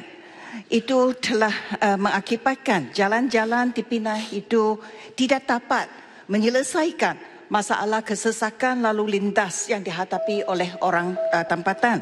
Adakah Yang Berhormat Menteri bercadang melibatkan ahli parlimen dalam rundingan dengan jabatan dan konsultan jalan raya untuk projek-projek jalan yang akan dilaksanakan di kawasan mereka masing-masing? Ini akan memberi peluang kepada ahli parlimen untuk mengemukakan cadangan-cadangan jalan baru ataupun cadangan alternatif untuk memperbaiki sistem trafik sesuatu tempat di kawasan masing-masing. Sila Menteri. Ya, jawapan mudah, ya. Ya. Iaitu memang kita akan berusaha untuk melibatkan semua pihak dan ini akan kita lakukan dalam usaha kita untuk menghasilkan satu plan, master plan bagi Kuala Lumpur 2040 yang sedang dilaksanakan mulai daripada 2019 ini. Ya, kerana kita nak hasilkan master plan Kuala Lumpur untuk 2040 yang akan 2020 hingga 2040. So ini akan kita pamerkan untuk penglibatan semua pihak termasuklah penglibatan ahli parlimen dan perkara ini juga akan kita bahaskan bersama dalam mesyuarat Majlis Menteri Wilayah Persekutuan untuk menjamin bahawa apa yang dirancangkan itu memenuhi keperluan setempat. Yes. Prinsip transit oriented development, ya, minta maaf, transit oriented development adalah akan merupakan prinsip yang utama dalam perancangan itu. Ya, terima kasih. Bukit Bintang. Terima kasih Tuan Jadi Ketua Soalan Tapan. Memandangkan TBKL belum ada satu plan induk yang menyuruh untuk mengatasi masalah kesesakan lalu lintas di Kuala Lumpur. Seperti plan untuk pengangkutan awam Kuala Lumpur, saya ingin tanya, bilakah plan untuk pengangkutan awam Kuala Lumpur akan diadakan untuk menyelesaikan isu kesesakan lalu lintas di ibu kota Kuala Lumpur ini? Ya. Terima kasih. Sila Menteri, 1 minit. Terima kasih Bukit Bintang. Seperti mana yang saya sebutkan tadi, bila kita hasilkan Kuala Lumpur punya development master plan 2020-2040, ianya akan termasuk persoalan traffic management ya, dan perancangan untuk cara bagaimana untuk kita menangani kesesakan lalu lintas dan sebagainya. Dan ini sedang kita usahakan dan kita berikan pada diri kita lebih kurang dalam 2 tahun, iaitu tahun ini dan 2020 untuk kita menghasilkan master plan ini. Ya, ianya bukan sekadar dari segi penggunaan tanah dengan plot ratio dan sebagainya, tetapi master plan ini juga akan mengambil kira persoalan trafik master plan itu. Terima kasih. Datuk Haji Cik Abdullah bin Maknawi, Tumpak. Tuan Yang di-Pertua, pohon jawapan kepada soalan saya nombor 14. Sila Menteri. Terima kasih Tuan. Terima kasih kepada YB Tumpat. Untuk makluman Dewan ini, saya mohon menjawab soalan ini bersekali dengan soalan lisan daripada YB Marang bertayar 26/3/2019, YB Aitam 1/4/2019, YB Sik 4/4/2019, Yang Berhormat Bukit Gelugur 10/4/2019, Yang Berhormat Bacok 10 April 2019. Untuk makluman Yang Berhormat mengenai hukuman mati ini, saya nak betulkan sikit dalam soalan Yang Berhormat. Sebenarnya kita telah buat keputusan kerajaan hanya menghapuskan hukuman mandatory saja. Maknanya kita akan buat pindaan. Itu adalah seperti mana janji manifesto Pakatan Harapan dalam janji yang ke-17. Janji yang ke-27. Jadi dalam konteks ini, untuk makluman Yang Berhormat, hukuman mati mandatory diperuntukkan dalam Kanun Keseksaan Penal Code dan juga Akta Senjata Api dalam kurungan penalti lebih berat 1971. Sehubungan dengan itu, kerajaan bercadang untuk menggantikan hukuman mati mandatory yang diperuntukkan dalam Kanun Keseksaan dan Senjata Api dengan hukuman mati atas budi bicara, discretionary, discretion Mahkamah, iaitu 9 kesalahan dalam Kanun Keseksaan dan 2 kesalahan dalam Akta Senjata Api, penalti lebih berat 1971. Sekian, terima kasih. Ya, Tumpat. Tuan Yang di-Pertua, apakah kerajaan tidak berhasrat untuk menubuhkan satu jawatan kuasa terpilih parlimen kiranya belum ada, yang terdiri daripada pelbagai pihak bagi melakukan perbincangan secara yang lebih terperinci dan teliti sebelum ianya dibentangkan sebagai rang undang-undang di parlimen? Sila Menteri, 1 minit. Terima kasih kepada Yang Berhormat. Untuk makluman Yang Berhormat, setakat ini belum ada lagi keputusan kerajaan. Tetapi bagaimanapun, untuk makluman Yang Berhormat, sebelum keputusan dibuat, kita telah pun mengadakan satu kajian yang agak terperinci dah. Tapi bagaimanapun Yang Berhormat, cadangan Yang Berhormat adalah cadangan yang baik. Saya akan panjangkanlah kepada pihak yang berkenaan. Sekian, terima kasih. Terima kasih. Tuan Modi Bimo Baskadin. Soalan tambahan. Sila. Soalan tambahan. Terima kasih. Terima kasih Tuan Yang-Pertua. Soalan saya nombor 15.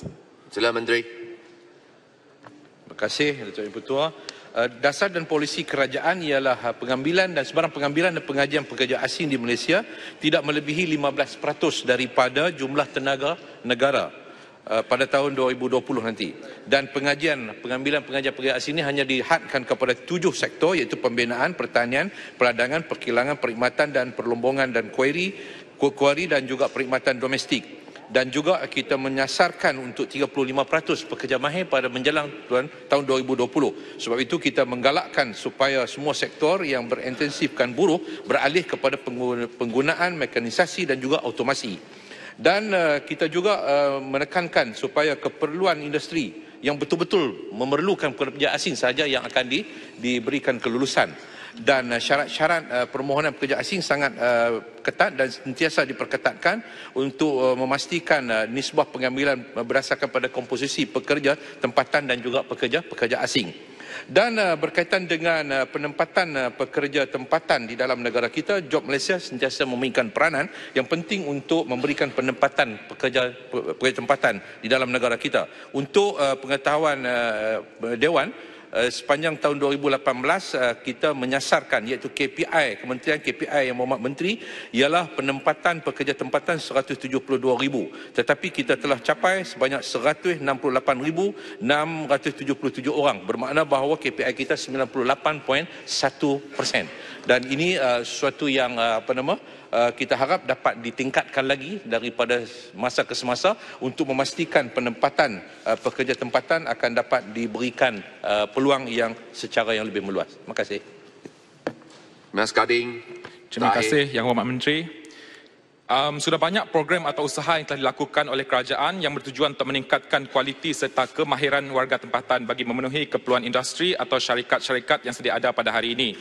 Sebab apa yang kita lihat, kolej-kolej swasta ataupun pusat latihan swasta yang memberikan perkhidmatan latihan sebegini tumbuh seperti cendawan. Malah ada yang yurannya disubsidi oleh kerajaan. Tetapi objektifnya seolah-olah lebih kepada peluang perniagaan iaitu mengutip yuran semata-mata dan kurang menyelesaikan masalah yang sedia ada. Jadi apakah rancangan atau pihak kementerian bagi mengatasi masalah ini? Sila Menteri, 1 minit. Terima kasih. Kita sentiasa memberikan galakan dan kita akan pastikan supaya semua kolej-kolej swasta ini, khususnya kolej-kolej kemahiran ini, akan memberikan sesuatu yang benar-benar memenuhi keperluan industri itu sendiri. Dan kita sentiasa menentukan dengan pihak industri NOS yang ditentukan oleh industri supaya pihak pusat bertauliah ataupun kolej-kolej kemahiran ini memenuhi apa yang dihajatkan oleh industri. Terima kasih. Terima kasih. Baiklah, ahli yang berhormat. Waktu pertanyaan soalan lisan telah pun tamat. Saya ingin mengucapkan ribuan terima kasih dan syabas kepada Yang Berhormat Menteri, ahli yang berhormat, kerana berjaya mendapati masa yang ditetapkan. Hari ini kita berjaya menjawab 15 soalan.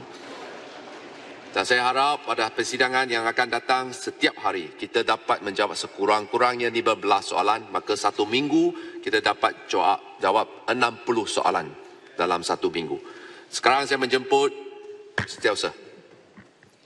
Aturan urusan mesyuarat dan usul-usul menyambung semula perbahasan ke atas usul menjunjung kasih atas titah diraja ke bawah Duli Yang Maha Mulia Sri Paduka Baginda Yang di-Pertuan Agong. Sekarang saya jemput Ketua Pembangkang. Masa ada lagi, baki masa 1 jam 9 minit. Dipersilakan.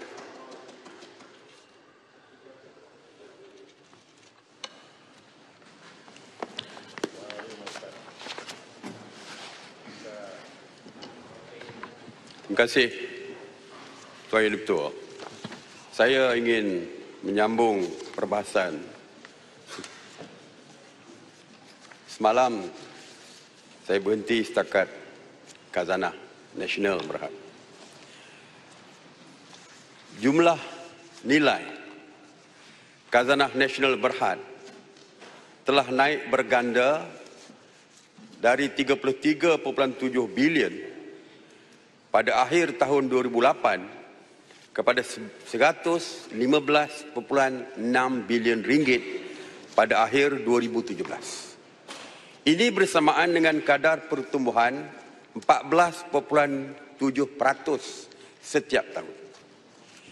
Nilai aset bersih khazanah telah turun 25 bilion iaitu 21.6% kepada 91 bilion pada akhir tahun 2018 berbanding 116 bilion pada tahun sebelumnya.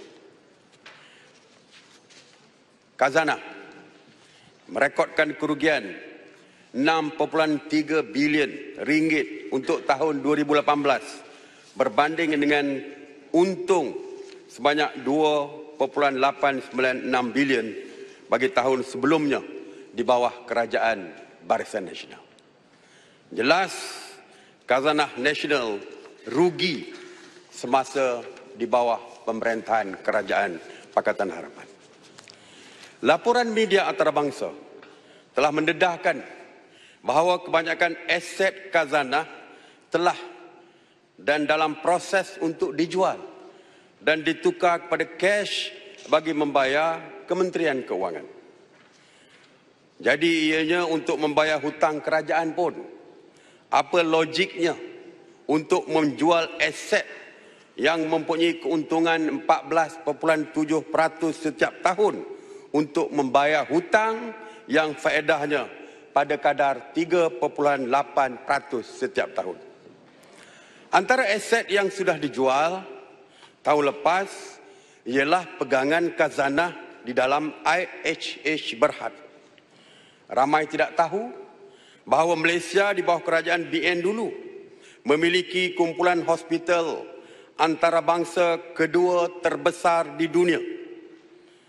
Setelah khazanah menjual IHH kepada syarikat Jepun pada bulan Oktober tahun lalu, kumpulan hospital ini tidak lagi boleh dipanggil sebagai kumpulan syarikat milik Malaysia atau menjadi kebanggaan negara, tetapi telah menjadi syarikat milik negara Jepun.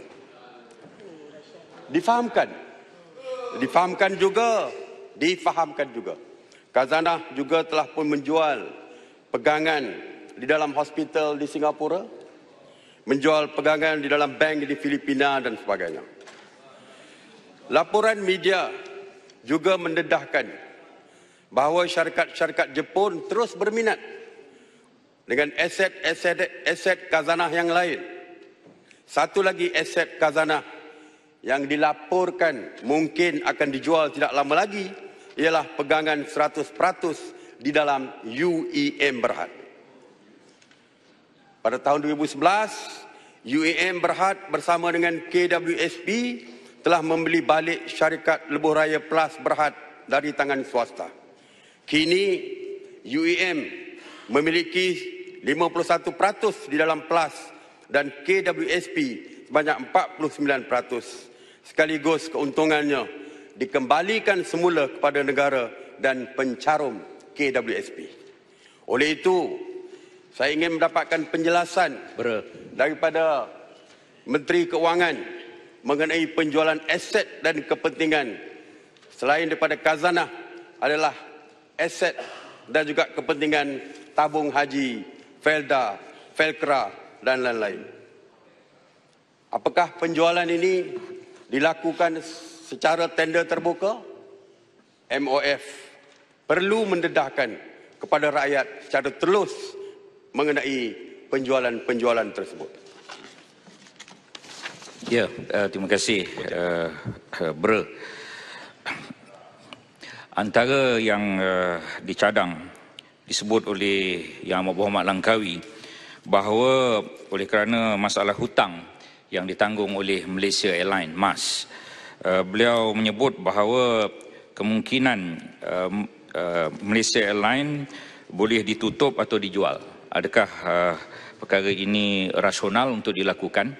Dan tadi Yang Berhormat Berada menyebut kepentingan Malaysia dalam IHH Healthcare Berhad dijual dengan nilai saya sebut di sini 1.442 bilion. Tetapi saya juga ingin menyatakan di sini Yang Berhormat Berada, antara yang dijual juga ialah kepentingan tertentu dalam CIMB 635 juta. Kemudian kepentingan khazanah dalam BDO Unibank 360 juta, dalam Infosys Limited 284 juta, dalam PT Chairon Pokpan Indonesia kepentingan khazanah dijual 222 juta, dalam Titan Industries Limited kepentingan khazanah dijual 212 juta. Kelihatan mereka ini menjual. Semua dijual. Senara yang saya baca itu ialah jawapan daripada Kementerian Keuangan. Soalan yang saya tanya, apakah yang dijual? Dan mereka menjawab begitu banyak sekali yang dijual. Ada 1, 2, 3, 4, 5, 6, 7, 8 kepentingan Malaysia, kepentingan khazanah telah dijual. Jadi kerajaan sekarang ini kerjanya menjual. Kerajaan zaman YB Pekan membeli dan memiliki. Itu beza yang cukup besar. memiliki aset besar untuk negara. Kan curi. Aset besar. Pencuri itu saya mendengar perkataan pencuri. Sila tarik balik. Pencuri, saya tarik balik pencuri. Terima kasih. Betul. Kuala Kerau. Ya. Kuala Kerau. Terima kasih Datuk Speaker, terima kasih Yang Mohd Bera dan Tahniah menjadi Ketua Pembangkang. Apabila kita menimbulkan soal kerugian khazanah dan juga penjualan aset-aset dan isu-isu yang bergantung juga berkait juga dengan projek-projek pembangunan yang lain. Senang Yang Mohd Menteri Kewangan akan sebut kerana beban hutang yang telah diwarisi daripada kerajaan terdahulu. Termasuk juga dikatakan skandal 1NDB menyebabkan kerajaan Pakatan Harapan tidak boleh memberikan atau membuat pembangunan yang lain, termasuk yang disebut oleh Ketua Pembangkang tadi mengatakan bahawa khazanah rugi dan juga penjualan aset di bawah khazanah ini. Senang sahaja jawapan daripada pihak kerajaan kerana skandal hutang. Apa pandangan Yang Mohd Ketua Pembangkang? Boleh jawab sekali ya? Saya tak. Kena bertangan. Beri laluan. Kena bertangan dulu. Okay. Terima kasih. Tuan Petua. Mohd Bera.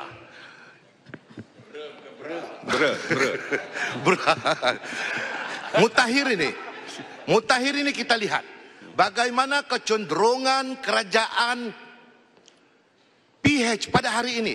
Kerja dia menjual, bukan mencari.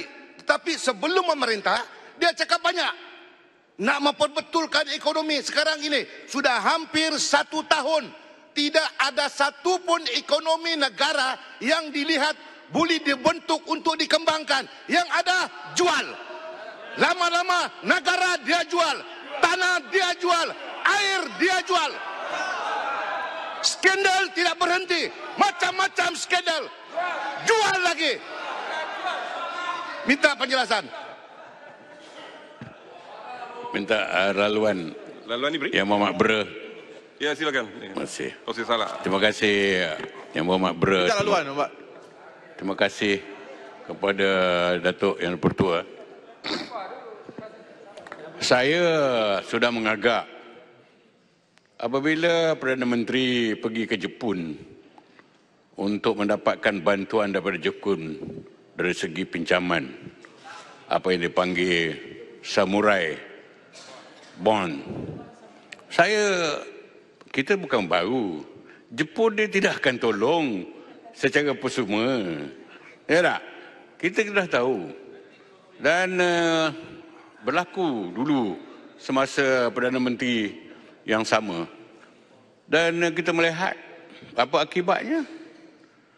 Terpaksa jual IHH kepada Mitsui, syarikat Jepun. Dan kita sanggup mengorbankan kepentingan anak bangsa kita, ya, mendapat peluang untuk menunjukkan kebolehan mereka, kehebatan mereka di seluruh dunia. Dan satu lagi, saya nak bertanya kepada YB Bera. Salah, itulah samurai dia sembelih kepala punya. Ya, sembelih kepala punya. Tunggu Shogun pula lepas ini. Ya, silakan. Ya. Saya nak satu saja, sikit je. Di mana yang dikatakan menjana kekayaan? Kerajaan Pakatan Harapan bercakap untuk menjana kekayaan baru kepada negara dan rakyat kita. Ini bukan menjana kekayaan. Ini menjahanamkan kekayaan. Terima kasih. Terima kasih, Yang Mohd. Saya akan masukkan pertanyaan daripada Pak Sri Salak kepada Yang Mohd Menteri, dan info yang diberikan oleh Pontian tadi saya masukkan dalam ucapan saya, dan saya setuju dengan Kuala Kerau. Kerja mudah yang dilakukan oleh kerajaan hari ini untuk menjana pendapatan, jual segala aset yang ada. Saya juga ingin bertanya kepada Menteri Keuangan berhubung dengan langkah-langkah yang beliau dan kerajaan ambil bagi mengatasi permasalahan kejatuhan nilai ringgit, kemerosotan rizab negara, kejatuhan pasaran saham dan sehubungan dengan itu. Satu perkara yang saya ingin ambil perhatian di sini. Ini perkara yang serius. Apabila Raja Petra menulis tentang Yang Berhormat Bagan berhubung dengan projek terowong bawah laut di Pulau Pinang. Yang Berhormat Bera, minta penjelasan. Sekejap, saya tak habis lagi. Saya tak habis lagi. Dulu. Saya tak habis lagi. Saya minta Yang Berhormat Saya tak habis lagi. ulangi di luar Dewan. Saya tak habis lagi. Saya cabar Yang Berhormat Bera ulangi kenyataan ini di luar Dewan. Okay. Tak habis cakap. Duduklah. Siapa Raja Petra? Duduk. Siapa Raja Petra? Duduk. Jangan jadi modal politik di sinilah Yang Berhormat. Duduk. Yang Berhormat, tolong. Semalam surat khabar kita tak boleh petik. Ini Sila duduk. Yang Berhormat Jelutong giliran selepas ini. Ya. Tunggulah. Ya, Beliau secara berani menuduh Bagan terlibat di dalam penyelewengan projek tersebut. Datuk Speaker, saya kata beliau. Yang Berhormat Bera, saya cabar Yang Berhormat Bera ulangi kenyataan ini di luar Dewan. Apa yang cabar? Kalau berani ulangi di luar Dewan. Duduklah. Jangan tunjuk kas kepala lah, Jolotong. Panas, tunggu yang punya floor. Duduk saja. Duduk dulu. Cabaran telah dibuat, direkodkan. Ya. Duduk. Mohon Speaker. Ya Mohd, saya baca kenyataan daripada tulisan Raja Petra. Lutong dengarlah dulu. Api kes orang bankrupt lah. Keluar pula. Ianya melibatkan ratusan juta ringgit wang rakyat. APK tak ada kredibiliti langsung. Minta penjelasan zero. Dan Kampar, sila duduk. Jelutong pun sila duduk. Kita berpegang kepada kebebasan bersuara dalam Dewan ini. Tiap pihak akan mempunyai hak kebebasan ini untuk menyatakan sebaliknya. Jadi pihak di sini pun bila dibangkitkan di sebelah sana, jangan keterlaluan juga untuk membantah. Silakan. Ya. Dan Raja Petra mengatakan Menteri Keuangan mempunyai kepentingan di dalam syarikat yang terlibat di dalam projek tersebut. Sekiranya Speaker, peraturan suruh dia balik Malaysia, cakaplah, jangan sembunyi di London. Peraturan mesyuarat telah dibangkitkan. Saya perlu mendengar dulu. Ya, silakan. Saya merujuk kepada peraturan 36/6. Seseorang ahli tidak boleh mengeluarkan sangkaan jahat ke atas siapa-siapa ahli yang lain. Ini merupakan sangkaan jahat. Ini menggunakan kesempatan untuk buat tuduhan. Kita lah Jolotong, duduklah. Ini lawyer ke apa? Duduklah. Ini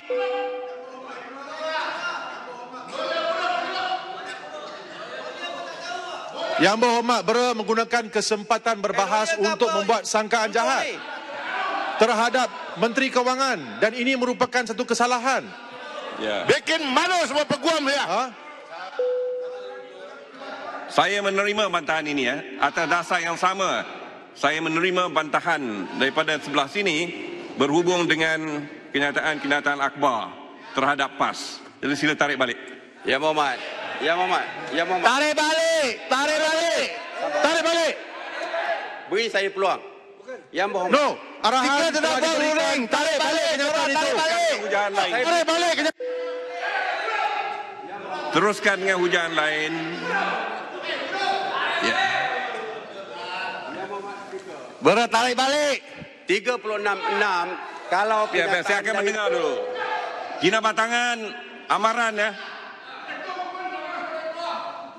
Semua saya akan beri amaran. Saya tidak akan berganjak daripada menggunakan aturan mesyuarat.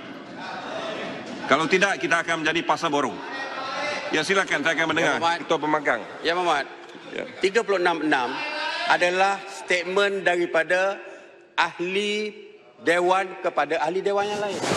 Saya mengambil kenyataan daripada Raja Petra.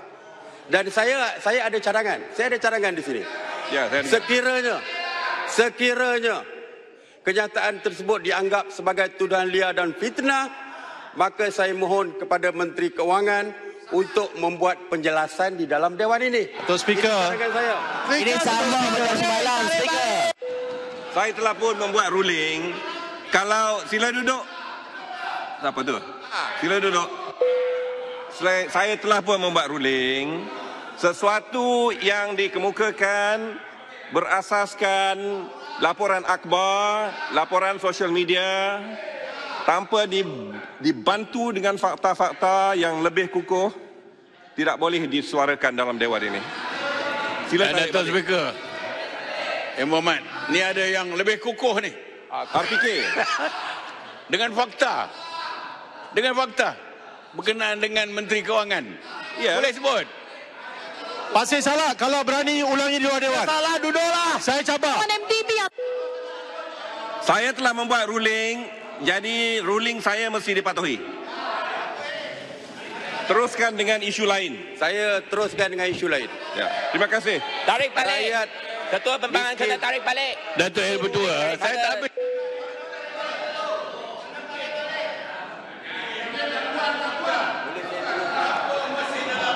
Ya, Ketua Pembangkang akan meneruskan dengan isu-isu lain. Itu kesannya sama ya, baik-baik. Ya. Silakan.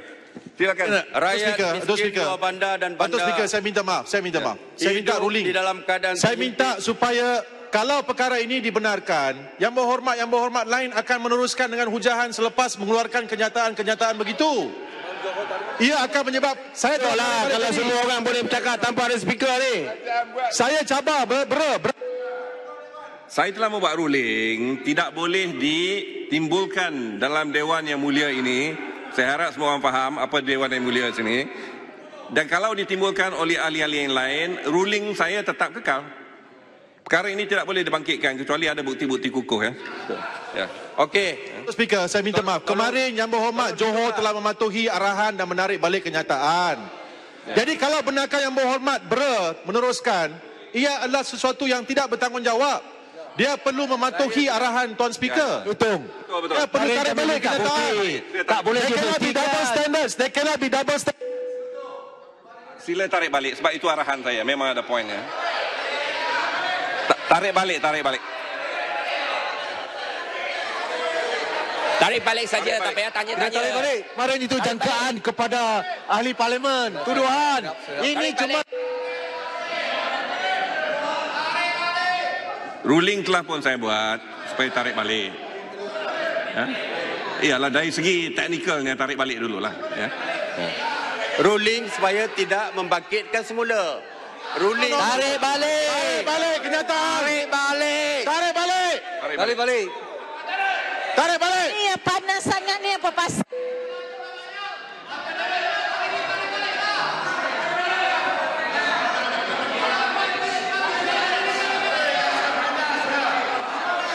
Langsung dah hormat Speaker. Langsung dah hormat. Semua duduk. Sila duduk. Kampa, sila duduk. Ya, Kuala Krau. Kita sini berapa panas. Pekan. Tarik balik kenyataan. Rasa panas. Datuk Speaker. Tarik balik. Datuk Speaker. Datuk Speaker. Minta Menteri Kewangan jawab. Ini Minta Menteri Kewangan jawab. Kelakuan yang biadab. Saya akan mendengar Kuala Krau yang akan membangkitkan peraturan mesyuarat. Silakan. Yang Berhormat Speaker dan ahli-ahli Dewan yang saya hormati sekalian. Ini adalah sesuatu sejarah yang baru dalam Dewan yang mulia ini. Peraturan mana? Kita dengar dahulu. Ya. Payah besar, sila duduk. Ya, silakan. Saya ingin respon daripada apa yang telah diberikan petua oleh Yang Berhormat Datuk Speaker terhadap 36.6. Dan sebenarnya Yang Berhormat Speaker, banyak bahan-bahan yang kita rujuk sebelum ini seperti surat khabar, sama ada berita harian, utusan Malaysia, Sarawak Report dan pembacaan kita tentang keputusan atau yang diulas mengenai DOJ juga melalui surat khabar dan jurnal-jurnal. Yang Amat Datuk Speaker, saya mohonlah supaya kalau kita bukannya seorang ahli itu menurut 36(6) untuk mempunyai niat sangkaan jahat seperti mana Yang Berhormat Ketua Pembangkang sebut, dia memetik tulisan Raja Petra dan petikan itu ditanya. Dengar dulu Yang Berhormat. Dengar call crowd, silakan. Dan Yang Berhormat Ketua Pembangkang memberi cadangan kepada Yang Berhormat Yang Berhormat Menteri Kewangan, Yang Berhormat Bagan untuk menjawab atau memberikan penjelasan dalam Dewan apabila giliran Yang Berhormat Menteri Kewangan menjawab nanti. Jadi ada peluang. Jangan bukan setakat Yang Berhormat Bera bukan kata ini Yang Berhormat Bagan terlibat dengan skandal terowong, tak. Tapi membetik petikan sebagaimana Yang Berhormat Kuala Kurau menggulakan. Biarkan Kuala Kurau habiskan. Ya, silakan. Ya, silakan. Saya tak mengulang. Saya kata bukan Yang Berhormat Ketua Pembangkang sebut Yang Berhormat Bagan terlibat dalam skandal terowong. Bukan. Itu petikan Raja Petra melalui tulisan.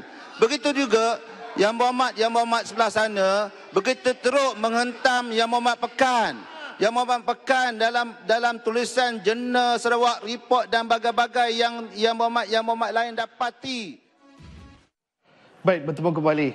Begitulah tadi situasi di dalam Dewan Rakyat sebentar tadi yang melibatkan kekecohan di antara kedua-dua pihak. Baik, pertanyaan jawab lisan sehingga soalan yang ke-15 di mana Ahli Parlimen Mas Gading Murdin Bimol telah meminta Menteri Sumber Manusia menyatakan apakah langkah-langkah yang diambil kerajaan untuk mengurangkan kebergantungan kepada tenaga kerja asing dan bagaimanakah kerajaan memastikan bahawa pengambilan pekerja asing tidak menjejaskan peluang pekerjaan untuk rakyat tempatan, dan persoalan tersebut telah pun dijawab oleh Timbalan Menteri Sumber Manusia Datuk Mahfuz. Baik, antara soalan-soalan pertanyaan jawab lisan yang menarik perhatian pada hari ini adalah soalan pertama berkenaan dengan mengurangkan tarif import minyak sawit. Baik, kerajaan akan mengambil beberapa langkah dalam usaha mengurangkan tarif import minyak sawit yang dikenakan oleh India terhadap Malaysia. Jelas Timbalan Menteri Perdagangan Antarabangsa dan Industri Dr. Ong Kiang Meng, sebelum ini India telah mengurangkan tarif import daripada 45% kepada 40% terhadap minyak sawit negara yang diimport. Tambah beliau lagi, selain India yang menjadi pengimport utama minyak sawit negara, negara-negara pengimport lain juga akan turut diminta untuk mengurangkan tarif import. Pengurangan tersebut akan mendorong permintaan minyak sawit lebih tinggi sekaligus mengecilkan perbezaan persaingannya antara minyak sawit dan juga minyak bunga matahari. Dr. Ong Kiang Meng menjawab soalan tambahan Ahli Parlimen Pontian Dato' Ahmad Mazlan di persidangan Dewan Rakyat hari ini. Baik, seterusnya soalan yang kedua berkenaan dengan cadangan untuk mewujudkan sebuah taska di Parlimen. Kementerian Pembangunan Wanita, Keluarga dan Masyarakat sedang menunggu kertas cadangan permohonan dari pihak pengurusan Parlimen dalam mewujudkan pusat asuhan kanak-kanak di Parlimen. Jelas Timbalan Menterinya Hanayo, pihak kementerian menyambut cadangan baik berkenaan dalam usaha menggalakkan lebih ramai wanita menjadi wakil rakyat. Beliau menjawab Ahli Parlimen Lanang Alice Lau Kiong Ying dalam persidangan Dewan Rakyat hari ini. Tambah Hanayo, beliau memuji tindakan pengurangan waktu persidangan Parlimen yang membolehkan Ahli Parlimen wanita meluangkan lebih masa bersama keluarga. Seterusnya adalah soalan ke-6 berkenaan dengan pembentangan kertas putih yang menggariskan pelang pembangunan keupayaan terkini Angkatan Tentera Malaysia. Baik, kepada anda yang ingin mengikuti persidangan Dewan Rakyat secara langsung, anda boleh melayari laman sesawang myclick.rtm.gov.my atau menerusi aplikasi telefon pintar RTM Mobile. Baik, sekian saja sidang Parlimen ke-14. Saya Mohan Cina Sami. Salam hormat.